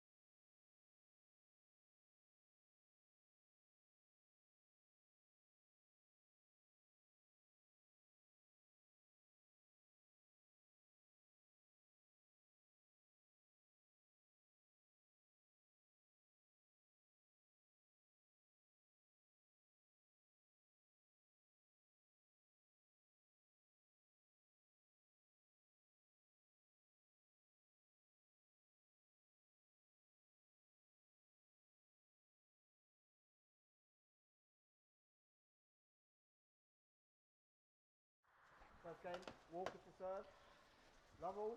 Good afternoon, ladies and gentlemen. Welcome to the second men's semi-final in the PG Mutual National Championships here at the University of Nottingham in the David Ross Sports Village.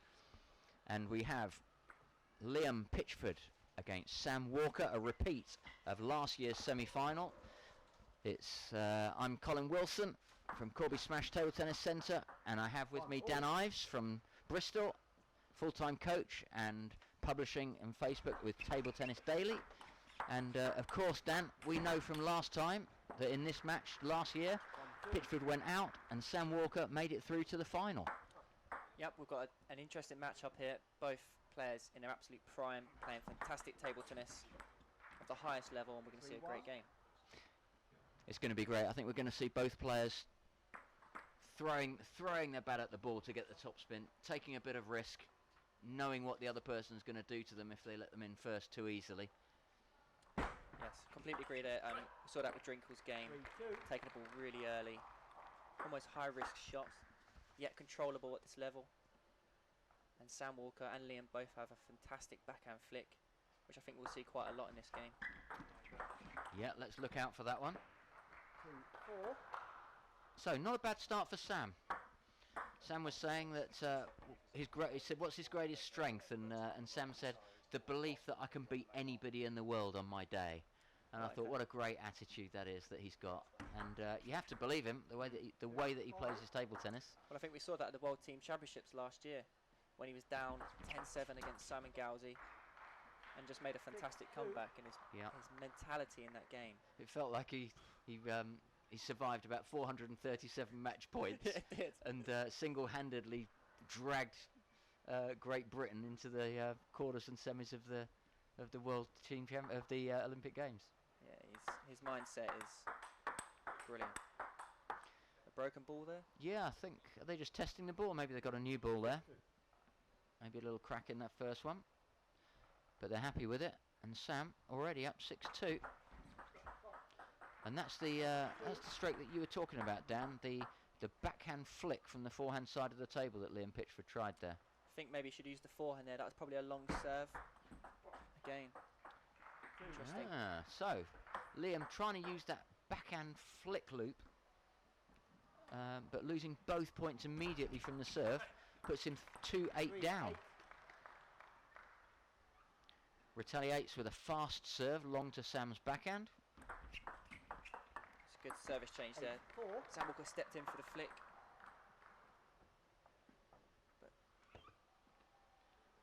Yeah.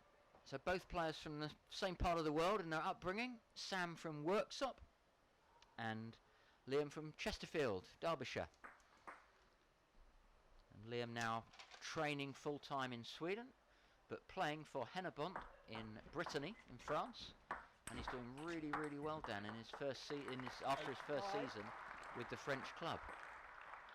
He's won 11 out of 16 games at the moment, doing really well. Top in of the in the French top professional league. Yeah. Pro A, which is seriously strong. It's tough. I mean, every player in there's top 50 in the world, so it's not easy. 6-8.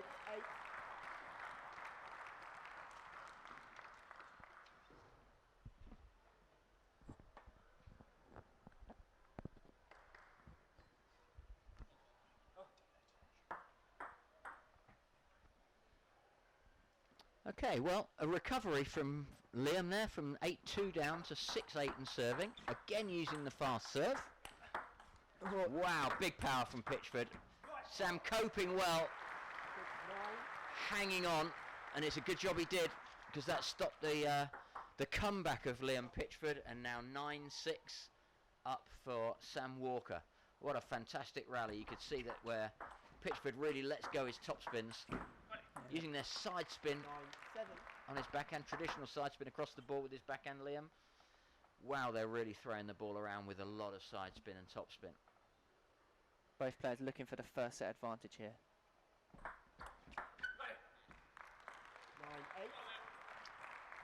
Well, Liam's come right back. We've seen this a couple of times this morning, where the more experienced player has been able to come back from a losing position in the first game. Completely right there. And that's a beautiful return of serve from Liam. Took all the energy out of Sam's service. Dropped it short over the net. Didn't give Sam anything to bite on the ball that's following up his serve.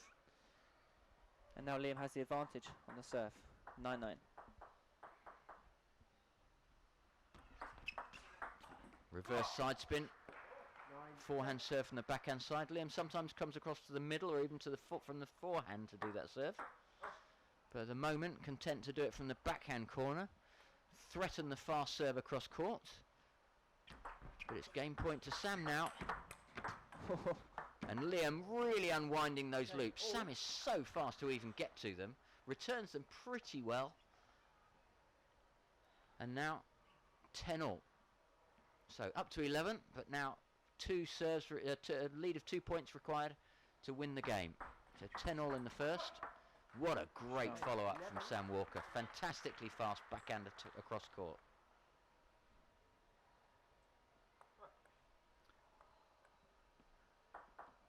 So Liam serving, game point down. That serve was a bit longer. Liam got his forehand in. Sam couldn't hold it. And that's 11-all. I think this is the case of whoever's getting in first here really is winning the point, and it's crucial on the serve game to get in off the serve. So the first topspin proving critical, even if it's not the biggest topspin in the world. Just like there, Sam Walker, good serve, forced Liam to push, good spin and won the point. And I think Liam will look to do the same. Needs to avoid Sam Walker's flick. Yeah, let's see if he can. Oh, he goes wide to the backhand with the serve. Both players open up. Great rally, and Sam Walker holding very, very confidently in the rallies, and that makes him the victor in the first game. 13 points to 11. Sam Walker takes the first game against Liam Pitchford. I think we can expect some big rallies in this game. Both players use away from the table, topspin attack, so I think we should see some exciting stuff. Sam Walker, similar to Liam and Drinkel, slightly younger, moved out to Germany, now trains full-time in the Bundesliga. And yeah, doing some great table tennis, and now one of the main members of the English national team. Thanks, Dan. So out they come for the second game. Sam Walker, 1 game to the good. Best of 7, so first of 4 games wins. And it's Liam Pitchford of Chesterfield serving and taking the first point. So again, forehand from the backhand corner, and that's very, very heavy backspin. Skidded that one in. He kind of encouraged Sam to topspin that one. He chose not to, and still couldn't get it over the net. Great serve from Pitchford. That's a lucky one. Again, the use of the wrist there from Liam. Just picked it up enough. Backspin, yeah. Crawled over the net, and now Sam's in a bit of trouble. Oh, brilliant backhands from both players. Sam, a beautiful flowing backhand wide, and Liam did a great kind of block with wristy topspin to get it back. Superb reactions to get to the ball. Great stuff from the guys. And there's the serve that goes straight down the line. Sam electing to come across the forehand side and return the serve with the backhand. Just missed it. And there's a big backhand from Liam. And Liam has got himself away well early in this second game. I think this is what we're used to with Liam. Strong backhand. I think in the first set there was a few unforced errors. He wasn't too sure on his timing, but now everything's clicked into place and it's paying off well.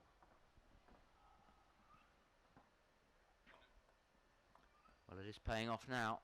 Let's see if it can pay off against the serve as well. Service short to the forehand. Like you were saying, Dan, you know, the keen to get the first topspin, even if it's not that big. Yeah, just get it in play. With about... Yeah, a bit more spin than what we can do. Exactly. With 3,000 plus RPM of spin as well. But yeah, I know what you mean. Not necessarily going for the the big power shot, but for the heavy spin shot on the first top spin. That may change as the game goes on. Do too many slow ones, Yep. and then the other person will wait for it and will loop your loop.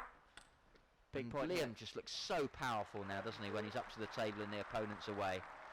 He's got such a big reach and just got such a It's a big big lip. Yeah. Yeah. I think my son told me he squats 120 kilos. Really? Yeah. So for a guy that looks quite slender, That's impressive. Liam's got very, very strong, explosive power in his legs. Very, very good strength in his legs. Both players great physically. Maybe Liam particularly so. And that might just give him an advantage if he's just physically a little bit quicker, a little bit more agile, a little bit more powerful. Using the reach he's got with his full frame. I think he's well over 6 feet tall, maybe 6'3" even.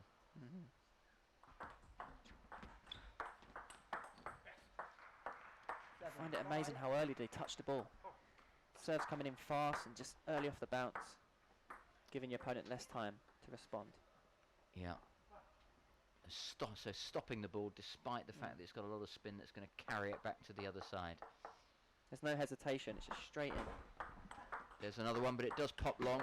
And Liam gets a great backhand wide of Sam's backhand. And then kept him there.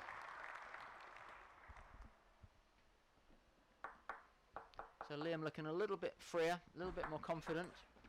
5-9. It's a top edge from Sam. Ball going miles off the end as a result. Didn't hit him. Didn't hit the ball in his sweet spot.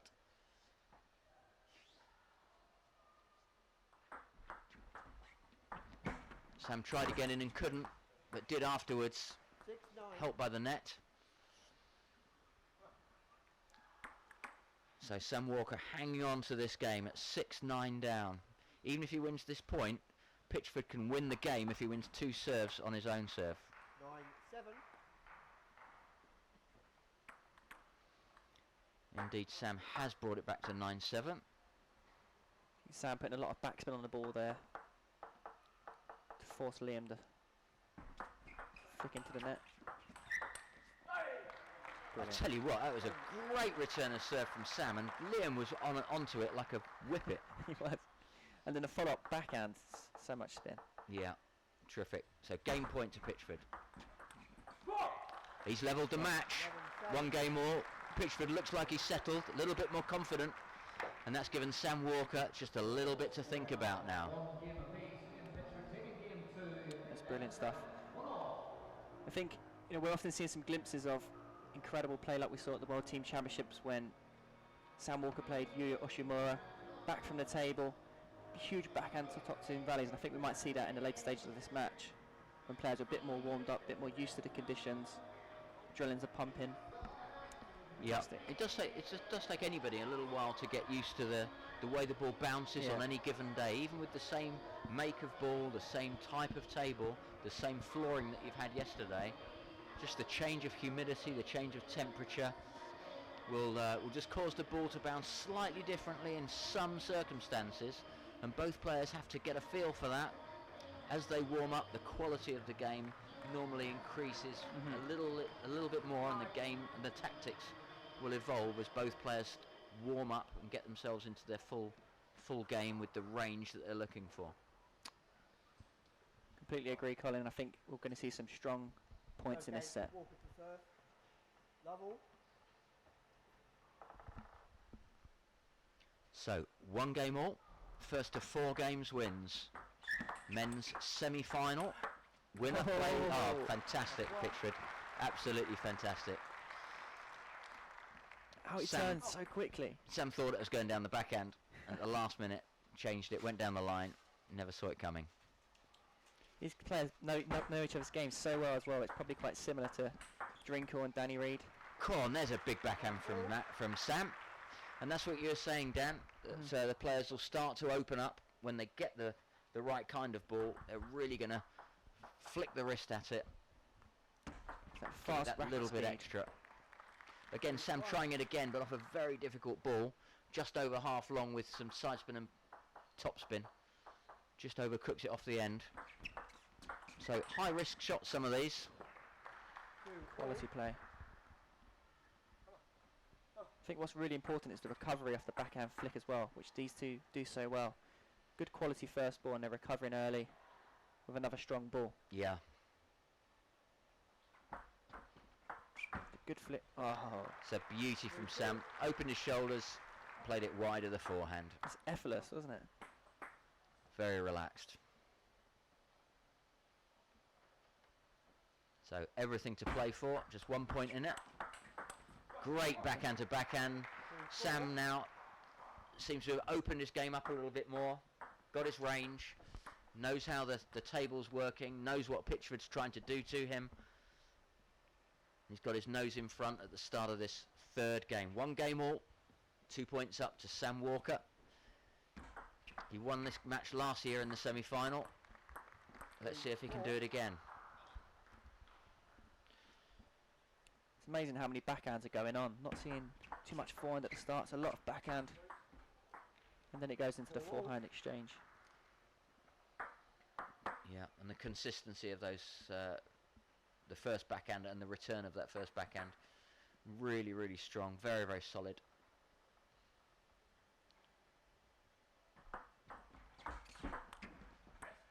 Quality. 5-4. Yeah, great quality from Sam Walker. Again, swept it wide of Liam's backhand, opened the wrist, kept it open. Liam couldn't get the balance to time the ball. 4-6.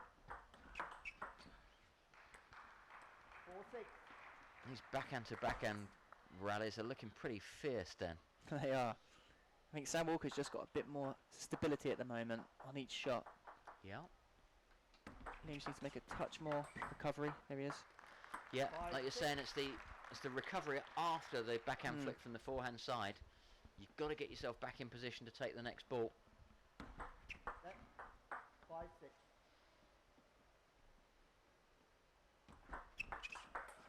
Change of And serve. That's it. Yeah, it was a change of serve, and Sam was ready for that one. Wasn't heavy backspin, and Sam was able to sweep over it a little bit more. Power from the legs. Sam read that beautifully. 7 points to 5. 2 serves to come from Sam.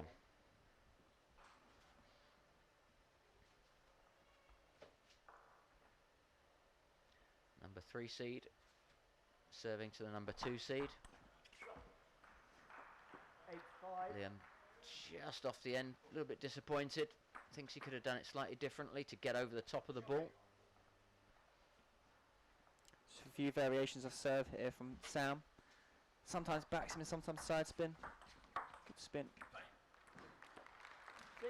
And this time it's disappointment for Sam, just to let his backhand drift off the end of the table. He knows that gives Liam a little bit of a chance to come back. Fast serve again from Liam. This time Sam's ready for it.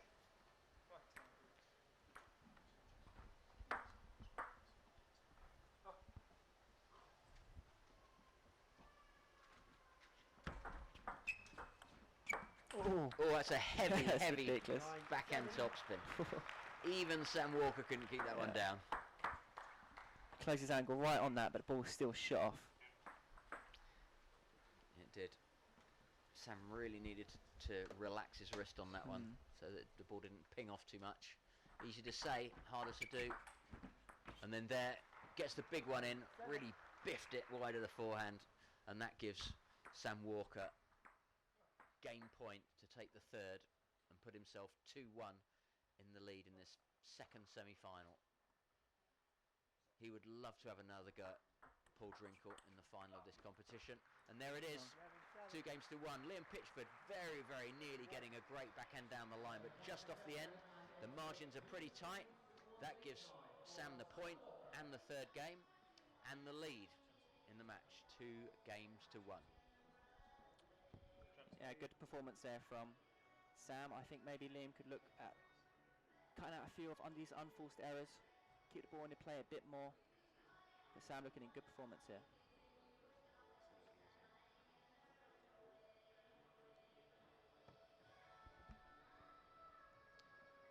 So Dan, have you been able to see any of these players in practice or talk to them at all in recent months as you've been going around the world with your Table Tennis Daily and your videos? I did a review with Liam Pitchford's Blade of Viscaria last month, so I spoke to him quite a lot, and I played against him. So the review's on YouTube, so if you go to Table Tennis Daily on YouTube, you'll be able to watch it. But yeah, it was seriously good how strong his shots are. I mean, I was struggling to block any more than 4 in a row. After 3 or 4 blocks, balls flying in.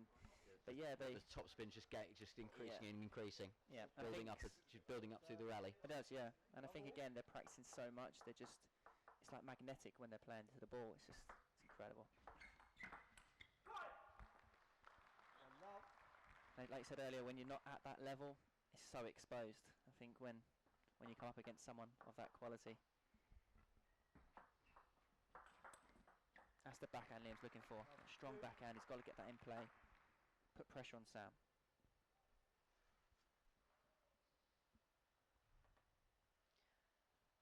So Sam Walker serving, love 2. And then Sam, same kind of thing as Liam just did. Backhand topspin across court. You can see him throw the wrist through the ball into the follow through. What's interesting is Sam takes the ball a bit later. He's got a bit more time, whereas Liam's a bit more earlier on the backhand. So yeah, Sam's got a bit more time, whip into the ball. So it's interesting. Maybe he's a bit more unforced errors can take place when you give yourself a bit more time. But Liam's shots are probably a bit more effective when he's on form. Yep. When the timing's right. But plays with a smaller margin, and therefore a bit of inconsistency can creep in. Yeah. Yeah. Well, if Liam keeps training like this and keeps going for these balls, and if he can get the consistency with them, then I can see him in the top 20 in the world. Yeah. I'll never forget that match when Liam played Marlon in the Olympics and in the team and won the first set. It's an incredible performance. Yeah, he played brilliantly, didn't he? I really thought, in the second set he was up. Yes. Could have really saw. Yep. So Liam Pitchford can play against the very, very best in the world on his day. Yeah, game up on Marlon and up in the second, wasn't he? Yep. And it's just a case of getting that consistency with these very, very difficult topspins.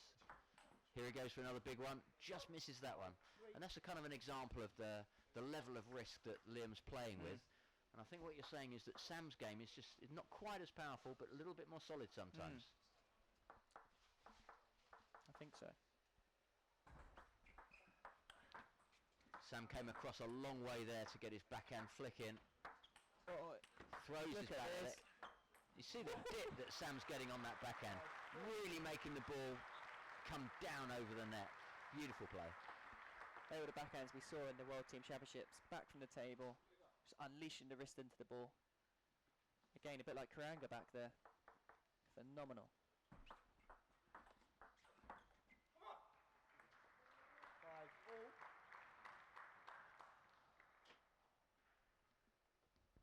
Well, fantastic fight back from Sam. 5-2 down, 5-all now.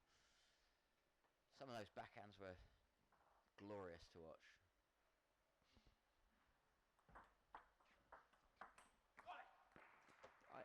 I also found when I played Liam, I don't know if you noticed that backhand flick there, but he's coming around much more the side of the ball. So it's almost creating backspin, side spins. You have to block it at a strange angle. Okay. If you go for a normal block, the ball just goes to the net, and it's so effective. And you can see it here when he's flicking Sam's serve. It's so difficult to return. Yeah. Oh, that's a great backhand down the line. Forehand to forehand diagonal. Brilliant. And then Sam again, just a little bit more consistent. So Walker takes the last 5 points to go 7-5 into the lead.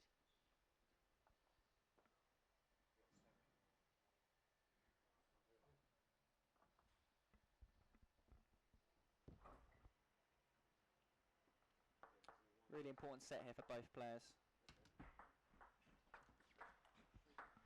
Really changed momentum. Slight net there. Very powerful, difficult opening backhand loop from Liam. Got lucky on the next one, but the ball that set it up was great. Nice backhand from Sam Walker as well. So both players improving their backhands.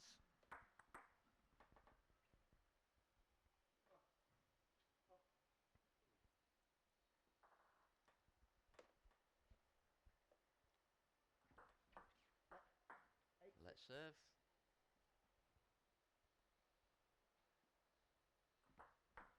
Same place again with the serve. Maybe with different spin, I couldn't tell.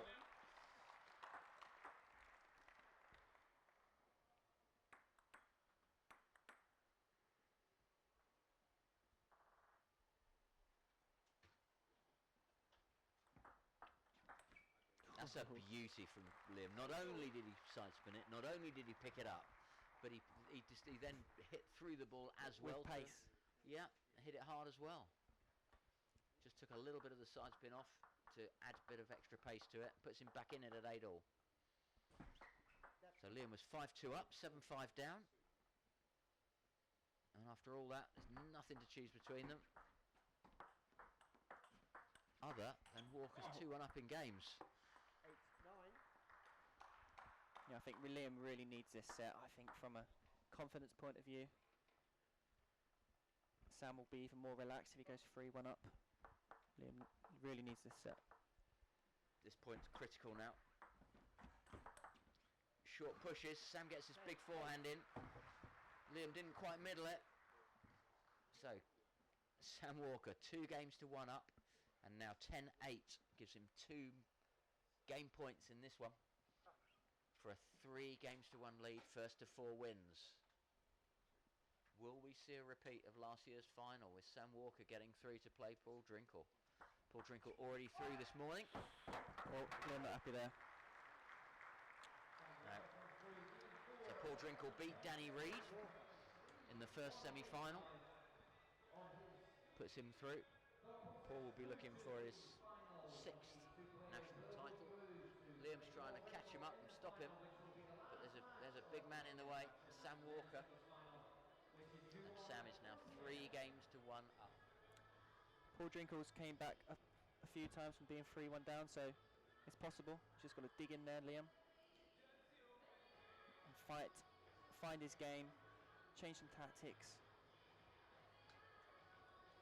and try and get Sam to make some unforced errors.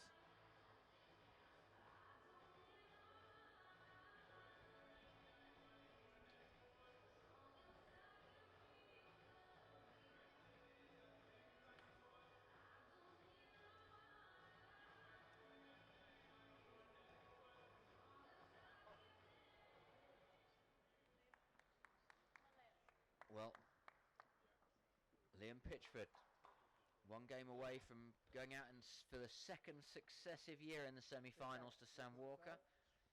Level. He's really up against it now. Let's see if Liam can turn on that consistency to go with that inspiration and power. Strong. Oof. 1-0. Again, strong touch there from Sam. Great backhand spin. Liam went for a high-risk backhand counter. Forced the ball to the net.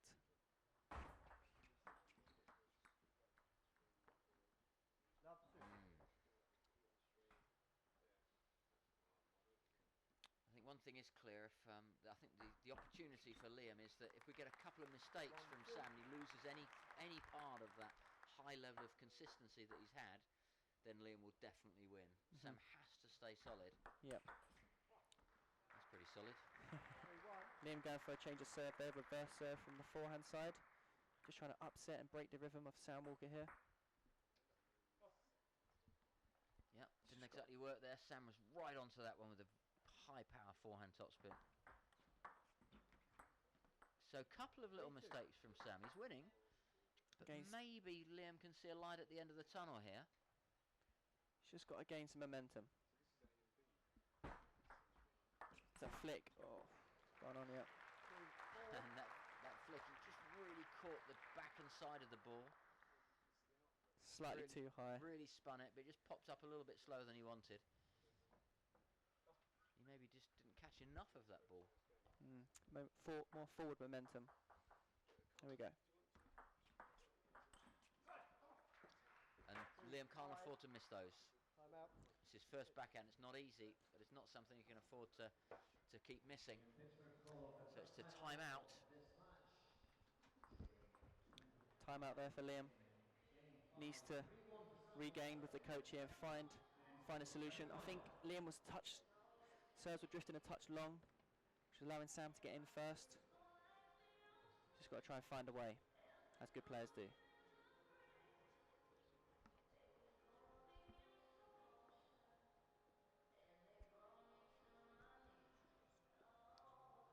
Okay, so a bit of a rethink for Liam Pitchford. You can see in the background there, Maria Sapsinos, just put out by Kelly Sibley, 4-1 in the women's second semi-final, chatting with Liam McTiernan, one of the stalwarts now here at the University of Nottingham.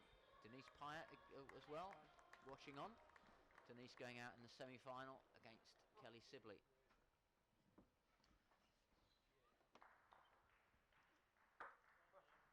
So, can Liam Pitchford survive against the solid top spins of Sam Walker?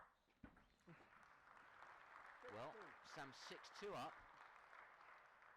It's great 3 variation games there. to 1 up.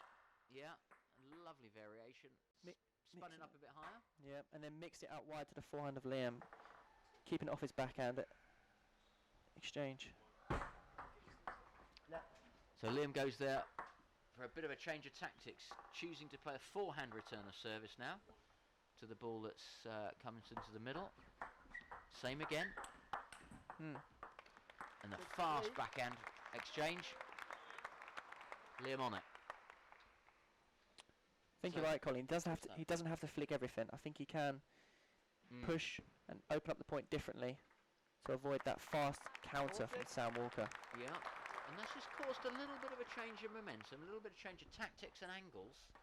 And it just changes the game slightly now. And I just have the feeling that Liam's not out of this.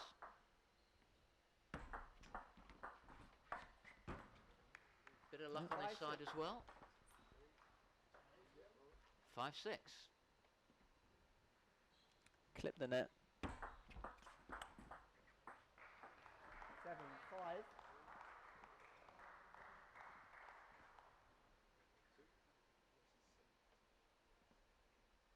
So players just toweling down as they're entitled to every 6 points. So with the score at 7-5, 12 points played. They get to do that for the second time this game. And then Sam back to serve. Where's he going to go with it? Into the centre. And Liam's got to be so disappointed that he's missed so many of those first backhand topspins. Completely agree. He's just got to get that in play. He's used to that ball going on and putting pressure on his opponent. He's got to cut out those unforced errors. 8-5. But Sam Walker's varying the play quite a lot here and not making it easy. Yep, small variations from Sam, being very, very clever.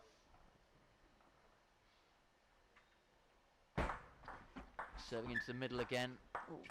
A net that helps Sam. Liam struggling at the back, he's trying to stay in it.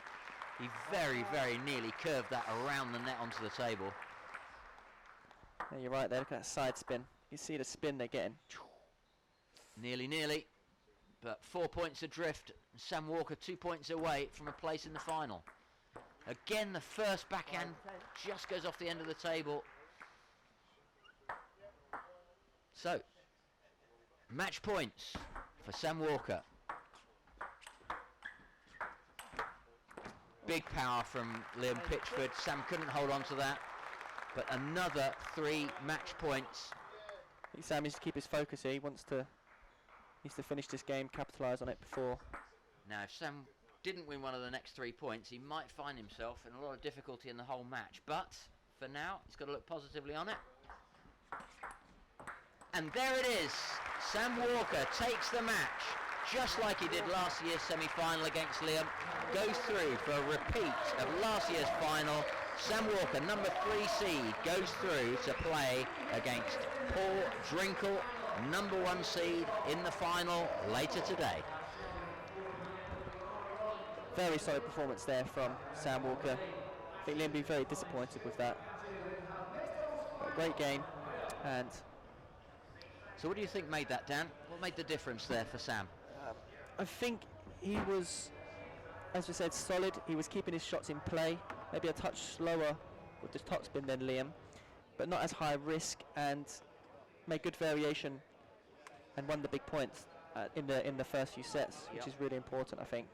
And then that creates the momentum shift, the self-confidence, which then helps you towards the later end of the match. Yeah. Beautifully weighted game there from Sam Walker. Good variation. Very, very few unforced errors from Sam Walker. Very solid. And in some ways, I think Liam felt under pressure to hit the ball even harder to try and get through. Sam Walker's so consistent.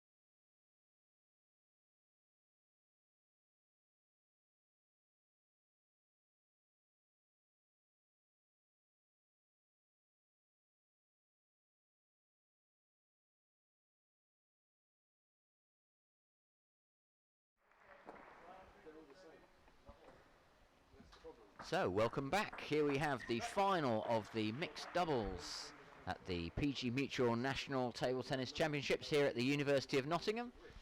And we've got the famous medalist and married partnership of Joe Drinkle and Paul Drinkle. Love 2. And it's nice to see Joe back playing again after taking a bit of time out with having a couple of little ones. And Paul giving signals there about how he's going to return serve. If you see underneath the table, he's making a signal to Joe. So, amazing husband and wife team.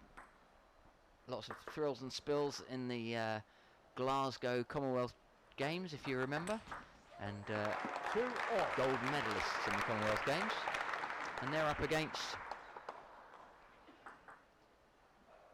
Tintin Ho and Sam Walker, both of whom have been playing this morning. So what we're seeing now is Paul's played and won his semi-final. Sam has played and won his semi-final. Tintin has played and won her semi-final. 2-4. And Joe, new to the proceedings this afternoon. So we've seen 3 of these 4 players already today, and we're going to see them again because they're all victorious. So later on it will actually be Sam Walker versus Paul Drinkle in the final of the men's singles, just as it was last year. Equally, you've got 3-4. Tintin Ho. She's through to the final of the women's singles against Kelly Sibley, which will be a repeat of last year's final, which Tintin won. 4 all. For now, playing the combination game. And nothing much in it as they find their feet, get the tactics. Joe signalling what kind of serve she's going to do. 5-4. A little tap of the hands. On a 0.1, 5-4 to the Drinkles. 4-6. That's a great follow-up from Paul.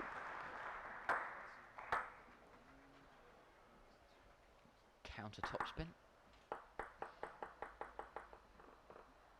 And so now Tintin serving 2 points behind. That's a great loop from Sam. 5-6. Too strong for Joe's backhand chop. So Joe typically defensive style, goes away from the table, chops the ball back, lots of backspin. Not worried about the other person attacking. 6 all. But there, Sam's done a couple of very quick whips. Very, very whippy loops there. And then that pulls Sam and Tintin back at 6 all.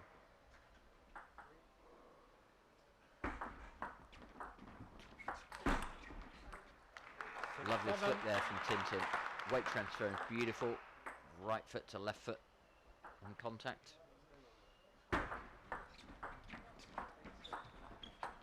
Tintin keeping it short. Good backspin from Joe. 7 all.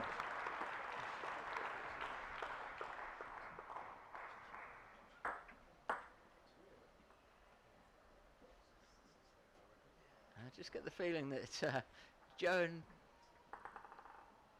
and Paul are enjoying this. They've made it through to the final. Let's see if they can capitalise and 7-8. turn it into a gold medal here at the PG Mutual National Championships.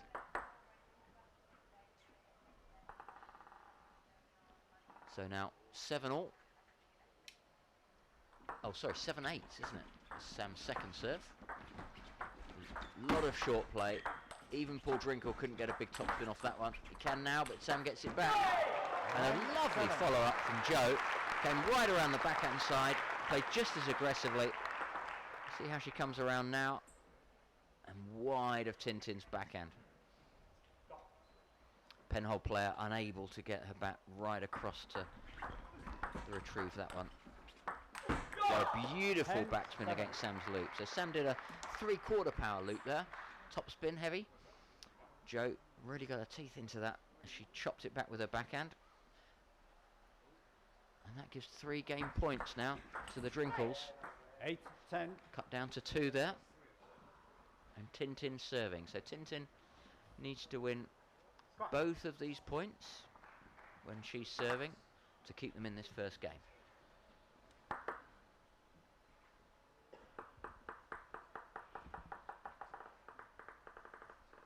So Tintin's ready. Paul making her wait. They've discussed the tactics. Flick to the middle. 9, Joe 10. just chops it off the end of the table. So Sam signalling the serve that he would like Tintin to do to set him up for the next shot. 9-10. Oh, 10 and all. Paul just misses the flick into the backhand. So back at 10 all. Anyone's game. See in the background there, Hillary's and Wilson's from Corby Smash. I hope you're paying attention, boys. There's a lot to learn here today. Good topspin from Tintin. Oh, and Joe. Joe chopped that beautifully. Very, very heavy.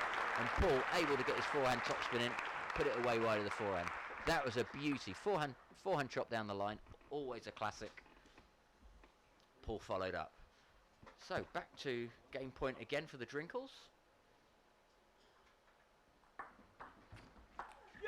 Heavy backspin from 12-10. Joe. Drinkle. Well done the Drinkles. And well done Joe particularly. Chopping really, really consistently and heavy at the end of that game. So first game, Paul and Joe Drinkle, 12 points to 10. Nothing much in it, but a good ending to that game from Joe. Not only the backspins, but also when she came around and hit a very critical forehand topspin from the backhand side as well. So no need for external help with the coaching now. Just having a chat amongst themselves. Thinking about what might change this time. And what will change this time is that they'll be receiving the ball from a different partner. So whereas Joe then was playing to Tintin, now Joe will be playing to Sam. Also means that Paul will be playing to Tintin, so if Joe can keep Sam quiet, then Paul will be able to attack at Tintin, and that'll be the classic tactic in a mixed doubles. But the question is whether Joe can keep Sam quiet enough to get husband and partner Paul Drinkle, current men's singles champion, in with the big shots. So Tintin from Paddington in London. Got a table in the basement she'd been training on for many, many years.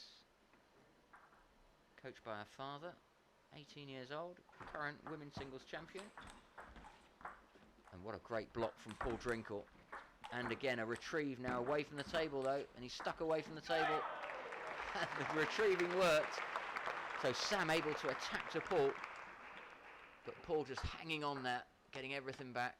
In the end, just a little miss hit there from Tintin. Oh, another great block from Paul. So nice top spins there from Sam, but if the other player knows where it's going, they can pretty much always block it back at this level. So Sam's going to have to create more disguise on his top spins, make Paul guess where the ball's going back.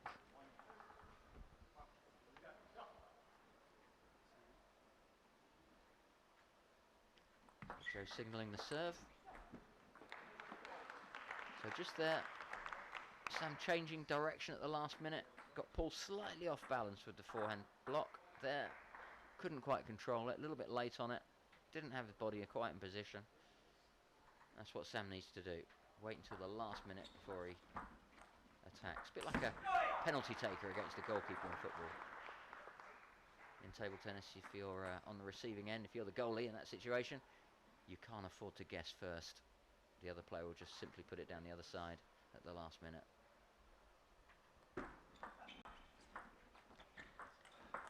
Good deep chop there from Joe, but it was spun up well and Paul blocked it off the end.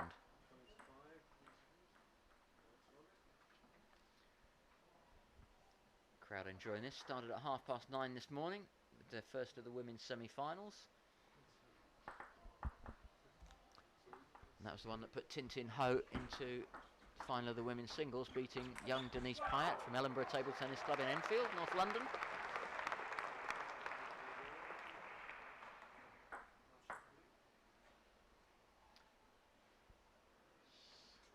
shot from Paul keeps them in at 4-3. And Jo doing quite well there because she's blindsided by Paul as he moves across after his serve. There, you see Paul has to pull across in front of Jo's eye line, and then she has to pick the ball up again when Paul's moved out of the way. She's doing very well, I have to say. Well done, Mum.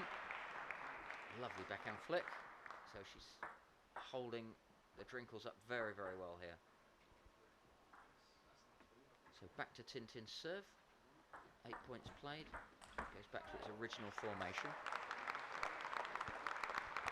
4 players doing 2 serves each, so after 8 points, it's the same combination that they started off with at Lovell.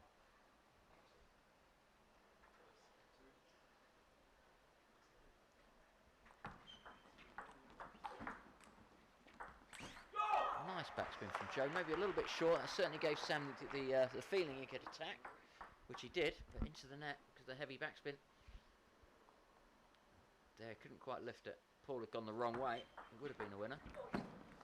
Ooh, again Sam, heavy backhand topspin, wide of Paul's forehand, is just catching Paul out occasionally.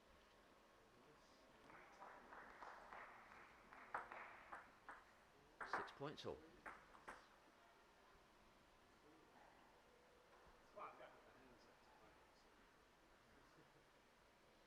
Discussion about what kind of serve to do and what Tintin wants on the follow-up. Oh, and she got a forehand topspin in from the forehand side, just at the top of the net. Didn't lift it quite enough. There. Jo, quick clench of the fist. Pleased to get that one. Big shot from Sam. Can't believe Paul's getting so many of Sam's big loops back. And that was very, very clever. Jo Drinkle playing to Sam, and she floats it, makes it look like a backspin. No backspin. Sam lifted it just after he hit the ball. He realised what he'd been suckered into. Great stuff from Jo.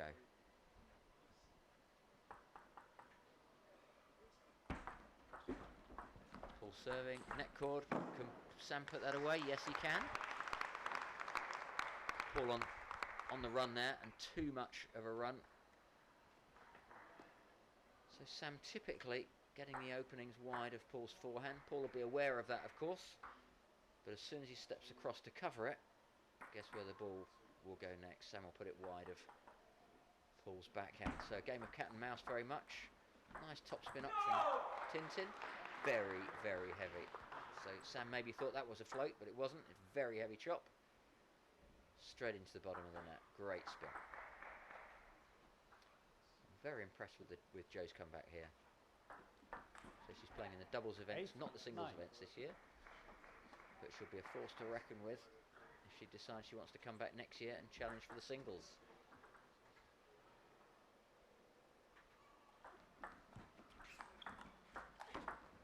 Paul's doing so well to get to Sam's loops and block them back. And I think Tintin and Sam are a bit frustrated here,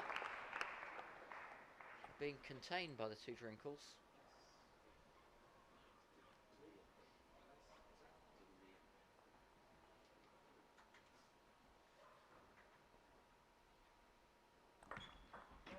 Left. 10, 8. So, Jo serving for the second game and a 2-love lead. That's a big loop from Sam again. Paul's block has been terrific this match. Having said that, Walker and Ho win that point. Jo couldn't quite get the chop over the net. 10-9. So Jo serving again, second of 2 serves. Lots of discussion about how they want to play the rally. See what Sam can do with the serve. Big topspin. Paul top edged it. So Sam certainly got the ball long enough there for a big forehand. Brings them back into it. 10 points all. I'm going to have to do it during the presentations. Okay, Sam Walker to serve. 10 all. Oh, 10, heavy 11. chop serve. Paul didn't quite see how much chop there was on that.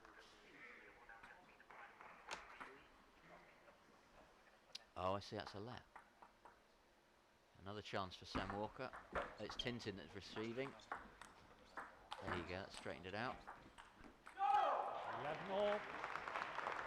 Sam will be disappointed to have missed another forehand topspin. Joe's chopping and floating really cleverly.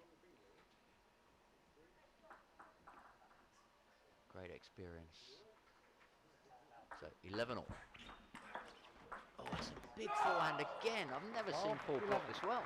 Fantastic. He knows what he's got to do. Of course, if Joe pushes long, he knows what's coming. But when he's ready for the loop, he's blocking everything back. The only hole is just wide of that forehand, it seems.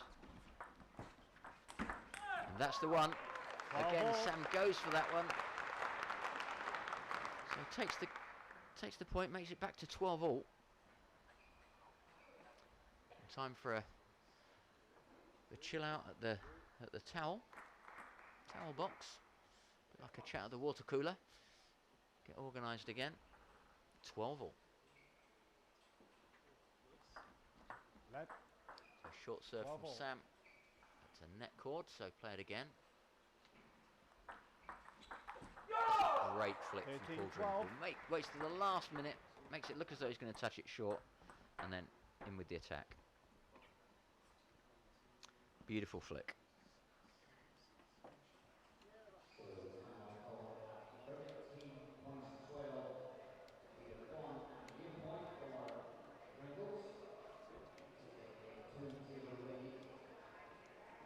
Okay, so taking a little bit of time here. So timeout called. One of the players wanting to take a minute to think things through, because it's still game on at 13-12. So this game not over. And the Drinkles 1 game to love in the lead. 13-12 up. So critical moment for Sam Walker and Tintin. Tintin Ho.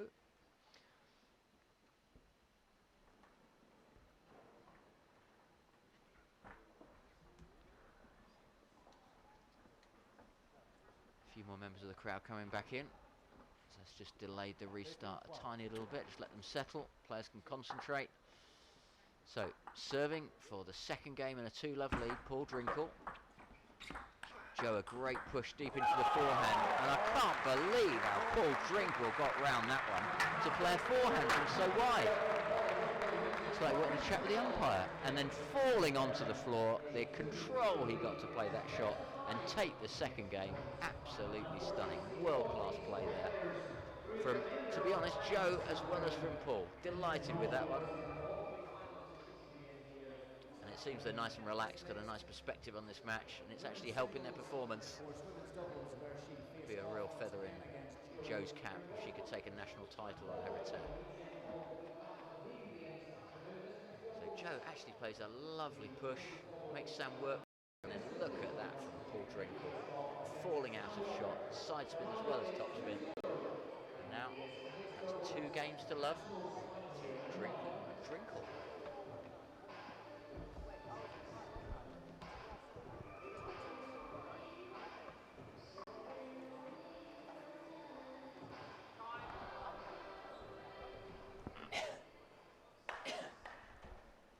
Okay, so third game about to start. So they'll go back to the order that they had in the first game. And that'll be Joe playing to Tintin. So the tactics are very, very different as the order changes at the change of ends and after each game. So now let's see what Tintin's going to do with the Joe Drinkle serve. 1-love. And let's see, when Paul gets his first attack in, let's see if Sam can block Paul's loops as well as Paul was able to block Sam's. Tintin attacking. First one was a beauty. Paul blocked it back, and then the second one, Tintin, nice flat forehand. Well, it's a top spin, but pretty flat because she's playing as well with short pimples. So serving with the reversed spinny rubber. Then she changes it over typically. Uses for the forehand the red short pimples.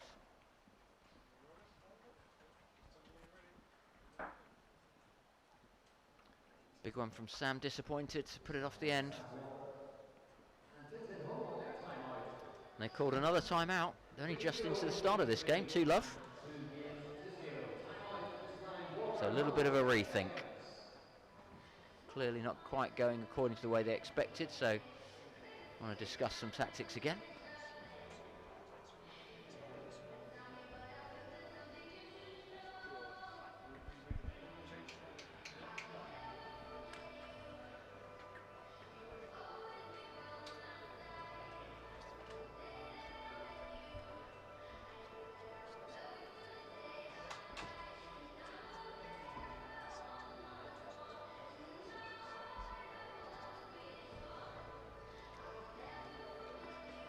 Okay, a 1 minute timeout.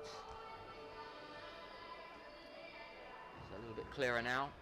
Tintin and Sam about what they're going to do. Trinkle's 3 love up and 2 games to love up. Love 3. Tintin serving. Forehand serve. So Paul happy to do a forehand push return. 3-1. Massive forehand there from Sam. Put the ball right out of court pretty much. So up it goes. Tintin playing into the crossover.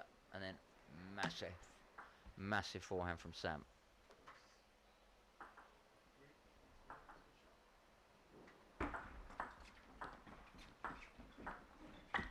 Lots of touching around the nets, keeping it short. Now the rally's opened up. I can't believe that down the line. Poor Drinkle, what a great topspin. Watch this one. Tintin spins it up. And then the follow through was pretty much downward direction. Stop the ball going off the end of the table. Great punch from Paul. 1-5.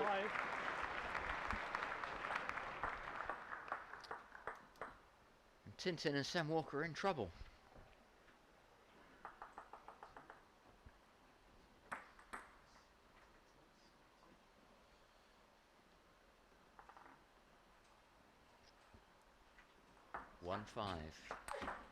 That's a beautiful shot from Tintin. Forehand smash, lovely and flat. So even if Paul gets to that, he's got to lift it as well. So he's got to time it perfectly. So Tintin not using topspin so much, but flat drive. That one she lifted and lifted too much.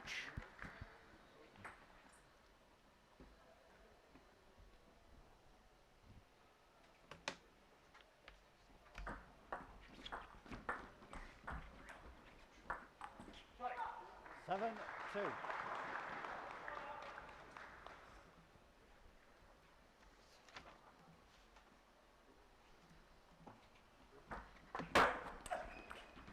Three, 7.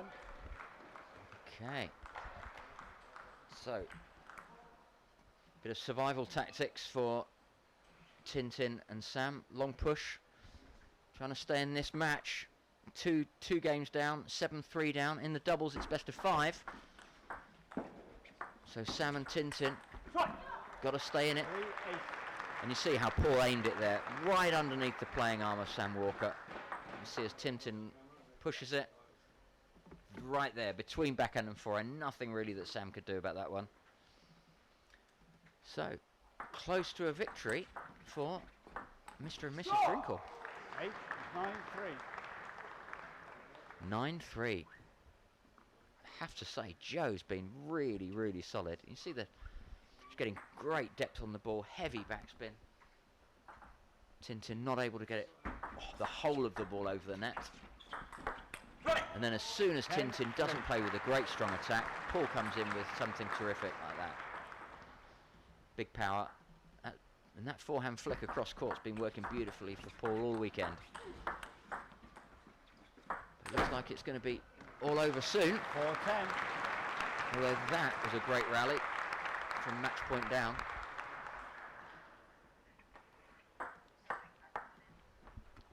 Paul wasn't going to get that one back from Tintin. So 4-10, 6 match points for the Drinkles. 5-10. Another one saved. Tintin still working away. Lovely backhand loop from Tintin.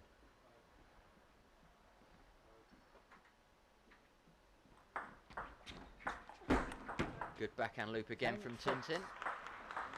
Well, they found a bit of a way through and a bit of a rhythm. Might be a bit late in the day to be able to bring this one back.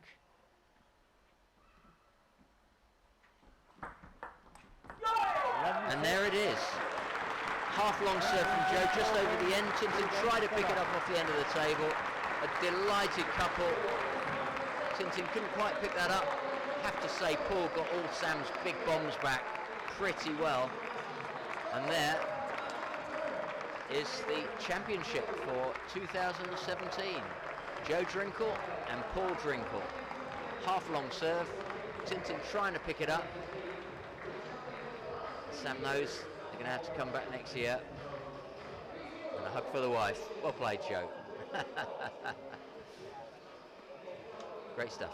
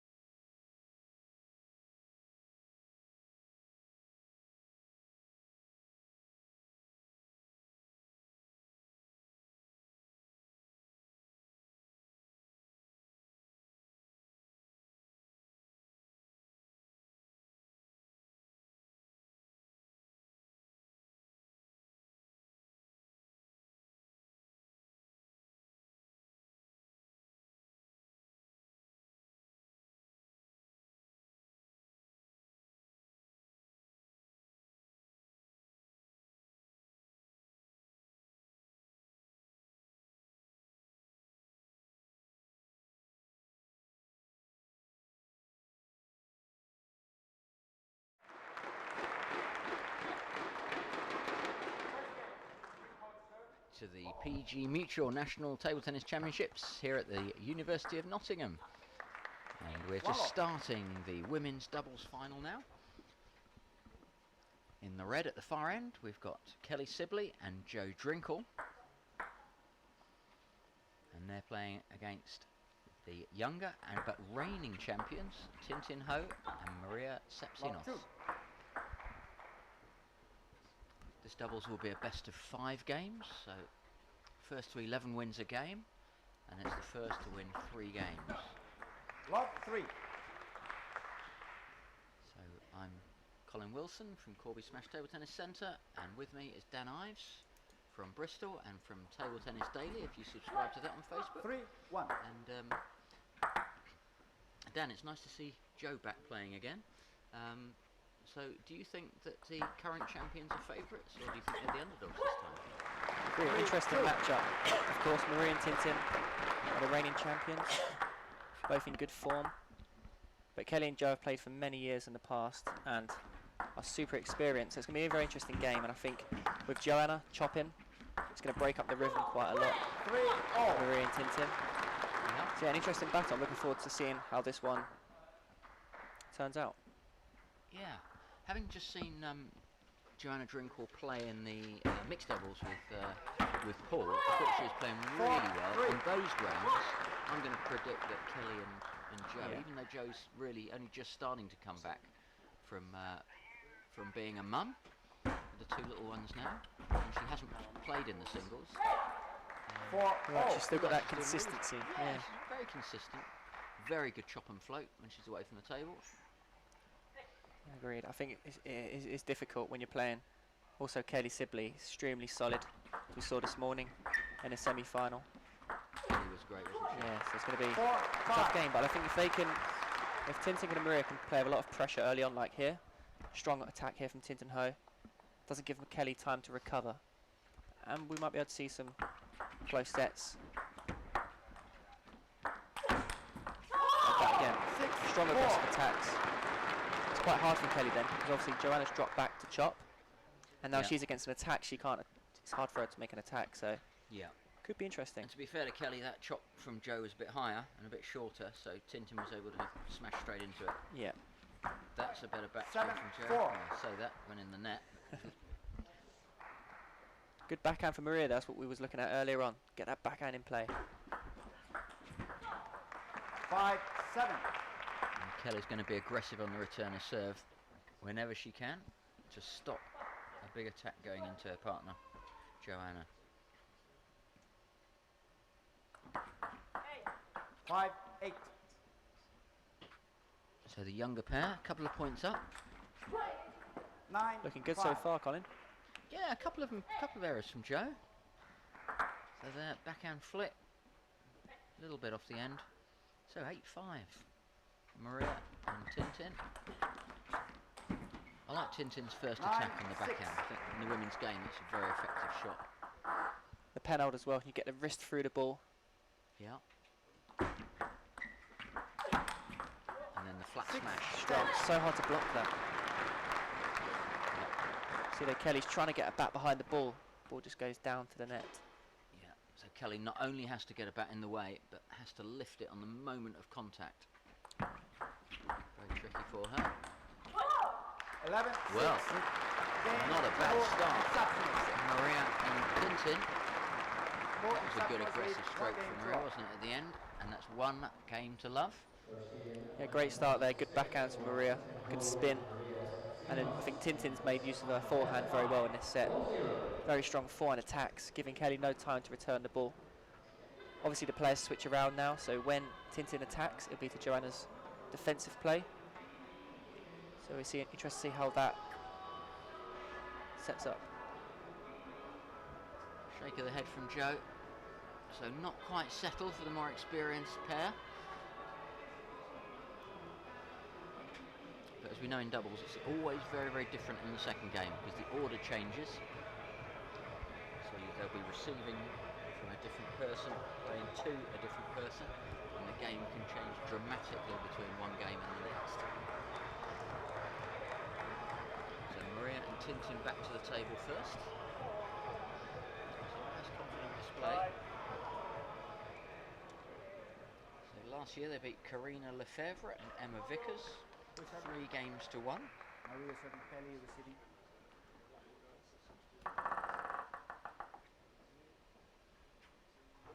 Second game. Satsunos Now to the serve. old guard Wobble. are back to challenge them. Short serve One from ball. Maria, heavy backspin, drawing the ball off Kelly's bat and into the net. That one looks like a float. Yep, popped up a little bit more. Bit lucky. Bit of a jammy one off the top of the net. See there, Joe, just getting the top of the net. Nice opener there from Kelly. Tintin went for a big backhand, just overcooked it a little bit. So it got spun up, the heavy topspin. Tintin really needs to hit that one down rather than forward, so it's a little bit shorter. 1-3. Yeah, there's no need to rush here, is there? Take their time. Find the table.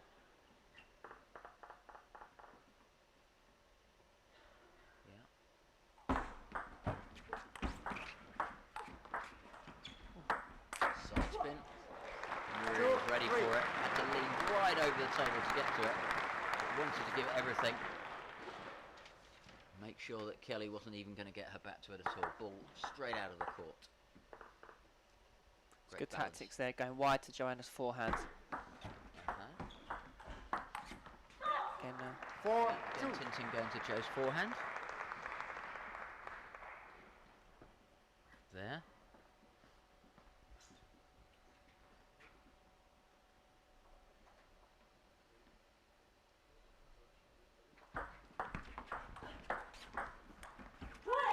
Ooh, 4-3. mistimed.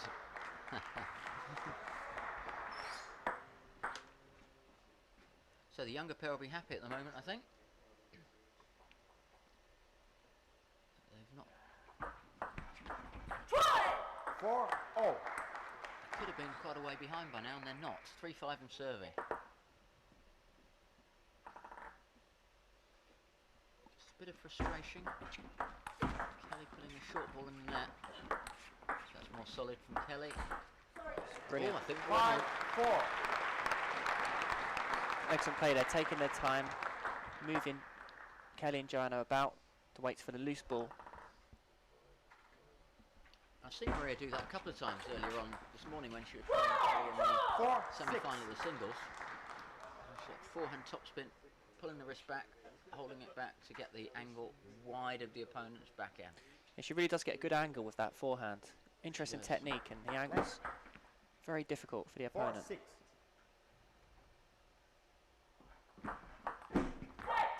Attempted flip from Tintin, but it was a topspin serve. More topspin than she realised. So point directly from the serve for Kelly. Heavy topspin from Maria. Smash follow up from Tintin. 7-5.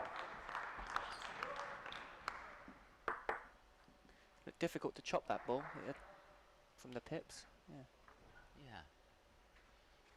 Joe recognising there's residual side spin from the previous shot on that one. That's what took it off the side of the table. So if you're going to play with a fast spinny rubber, you've got to know what spin you're putting on it, because you'll get something back as well. Often, Dan, I find that when we teach players better serve, that they miss more of the third balls because the ball's kicking when it comes back That again. is interesting, yeah. So it's about knowing what's coming back and adapting. Yeah, it takes experience. 7-0. So after a bit of a run for the Ho Sapsinos pair, back to 7-all. 7-8. And then that's a half-long return of serve, pushing it just on, so the second bounce lands right on the end of the table. Kelly tried to pull it up with a topspin, but it was just dying onto the end of the table at the same time. Same kind of idea again. Kelly got that one. And that didn't really bounce up much at all because of Joe's backspin to there. Pulled it off the net, and the ball never really rose off the table. Might not have been the one to go for a big one. 8-9. So a couple of little cheaper points for Kelly and Joe. It's these points that matter, isn't it, at the later stage of the set? It's just knowing where the points can come from. keeping it tidy, winning those points that really you should have occasionally. 9-0. It's not all about dashing it, it's about knowing how the rally can form and constructing your way through. Again, Tintin playing strong to Joanna's forehand there, not giving Joanna time. Getting good position to Yep. chop the ball. Sold out here at this David Ross Sports Village at the University of Nottingham. The finals day. The 9, PG 10. Mutual National Senior Table Tennis Championships. So, first game point for Tintin and Maria. Kelly serving, backhand serve again. Let's serve. 9-10.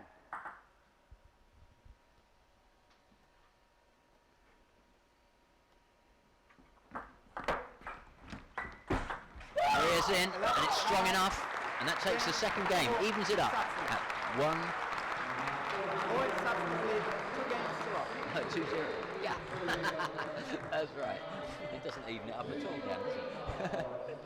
That's fantastic performance there from Tintin and Maria. You know, very solid. They actually didn't over-rush them towards the later stage of the set. I think at the start of the set they were going for a bit too much. Both went to composure, good spin. Tintin blocking well on the backhand as well. Yeah. And I think they've got a very good bond between each other. You can tell that Yeah. they know each other really well, and they've got that connection. Yeah, there's a good understanding between them, isn't there, Maria and Tintin now? So this is Tintin's dad. So he's been taking notes, knows what he wants to say, knows where the advantages may lie, knows the threats to cover. And it looks like they've got a good combination going there. So 2 games to love, Tintin and Maria. And Kelly and Joe, after both games, they haven't looked happy. It's a puzzle they're having difficulty working out. I think they've got to just get some variation, try and get some more enforced errors from the younger two, and yeah, just find some form. Maybe Kelly needs to play a bit more aggressive at the start to not give them time. Yeah, that may be right. Let's see if Kelly can play aggressive and smooth at the same time. Third game. Sibley to But serve. of course, as soon as you Bubble. try and play more aggressively, you're adding risk, You are, yeah. possible inconsistency into your game. And One, that's a love. beautiful backhand shot from Joe Drinkle. Absolute beauty. Very low, so difficult to lift those balls. It was fast and it was long. Just what we teach back at the club. Early, fast, heavy and long if you're going to push it. 1-0. And Joe's a great example to those that have come today to watch or watching online.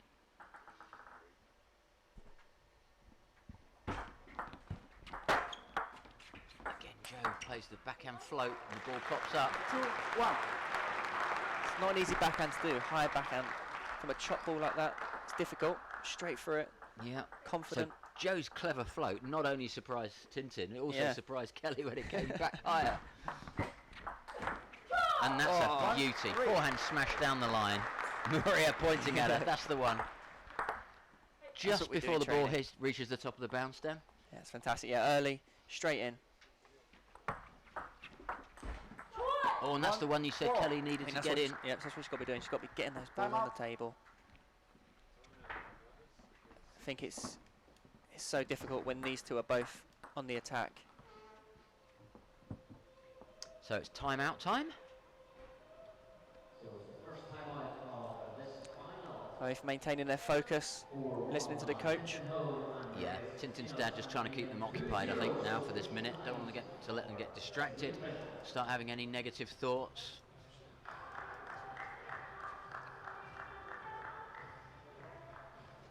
So keeping their minds busy and active.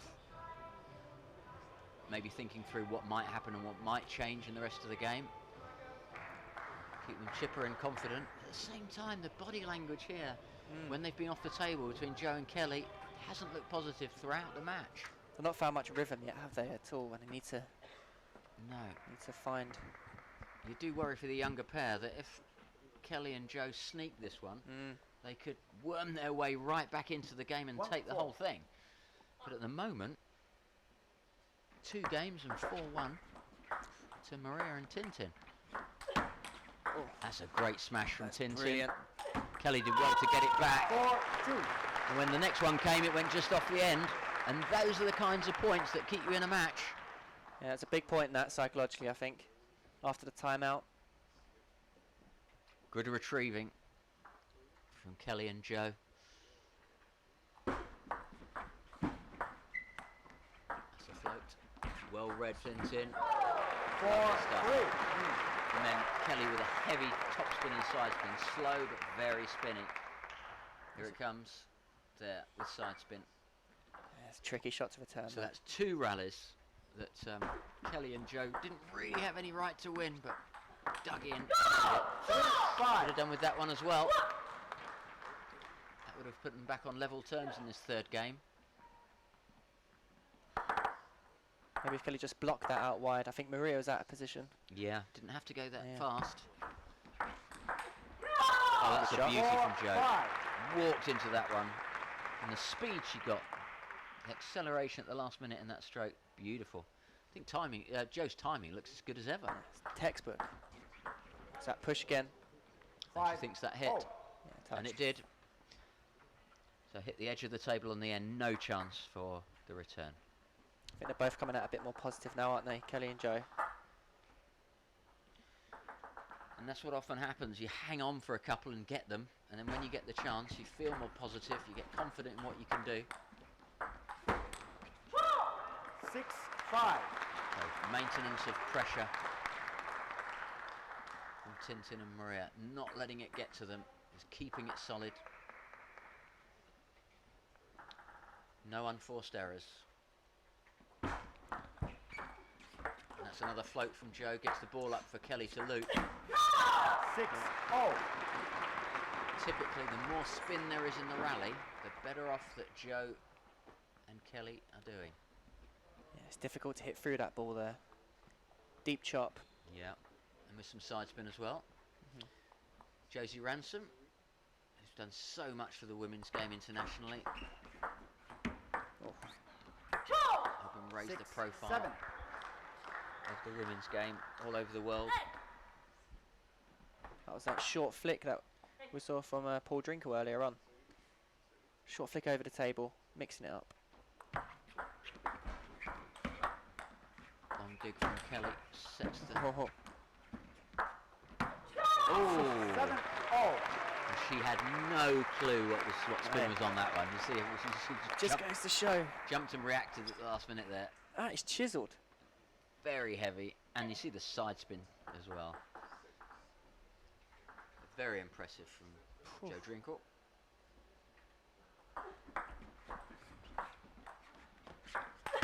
Float. 7-8.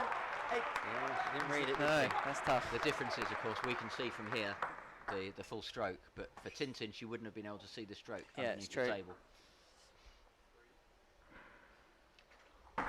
Well, a point lead for Sibley and Drinkle. It's just 8-0. so Kelly and Joe not able to capitalise on the chance that they've created for themselves. They were pretty much out of this match, got themselves just ahead, but now they've allowed the other two to get back to level. 8-all. 8-9. Another mistake. So not getting the consistency and solidity of play that you're asking for, Dan, and that keeps them at risk. So it's that consistency. Important on the big shots, big points. 10. There it is again. Joe's pushing in the net. So those unforced errors towards the end.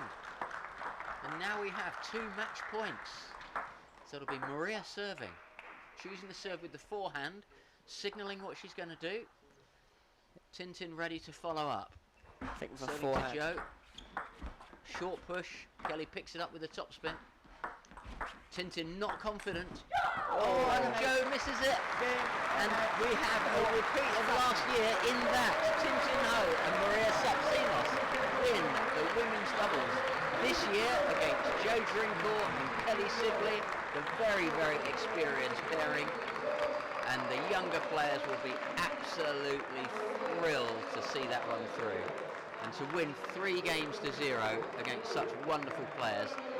And especially after Joe was playing so well in the mixed doubles, Tintin and Maria deserve every round of applause they get for this one. Both absolutely delighted there with that result. Great combination. Well played, girls. Great stuff. Maria fighting to get it back, and there it is. They take Feeling of success. It's brilliant. it.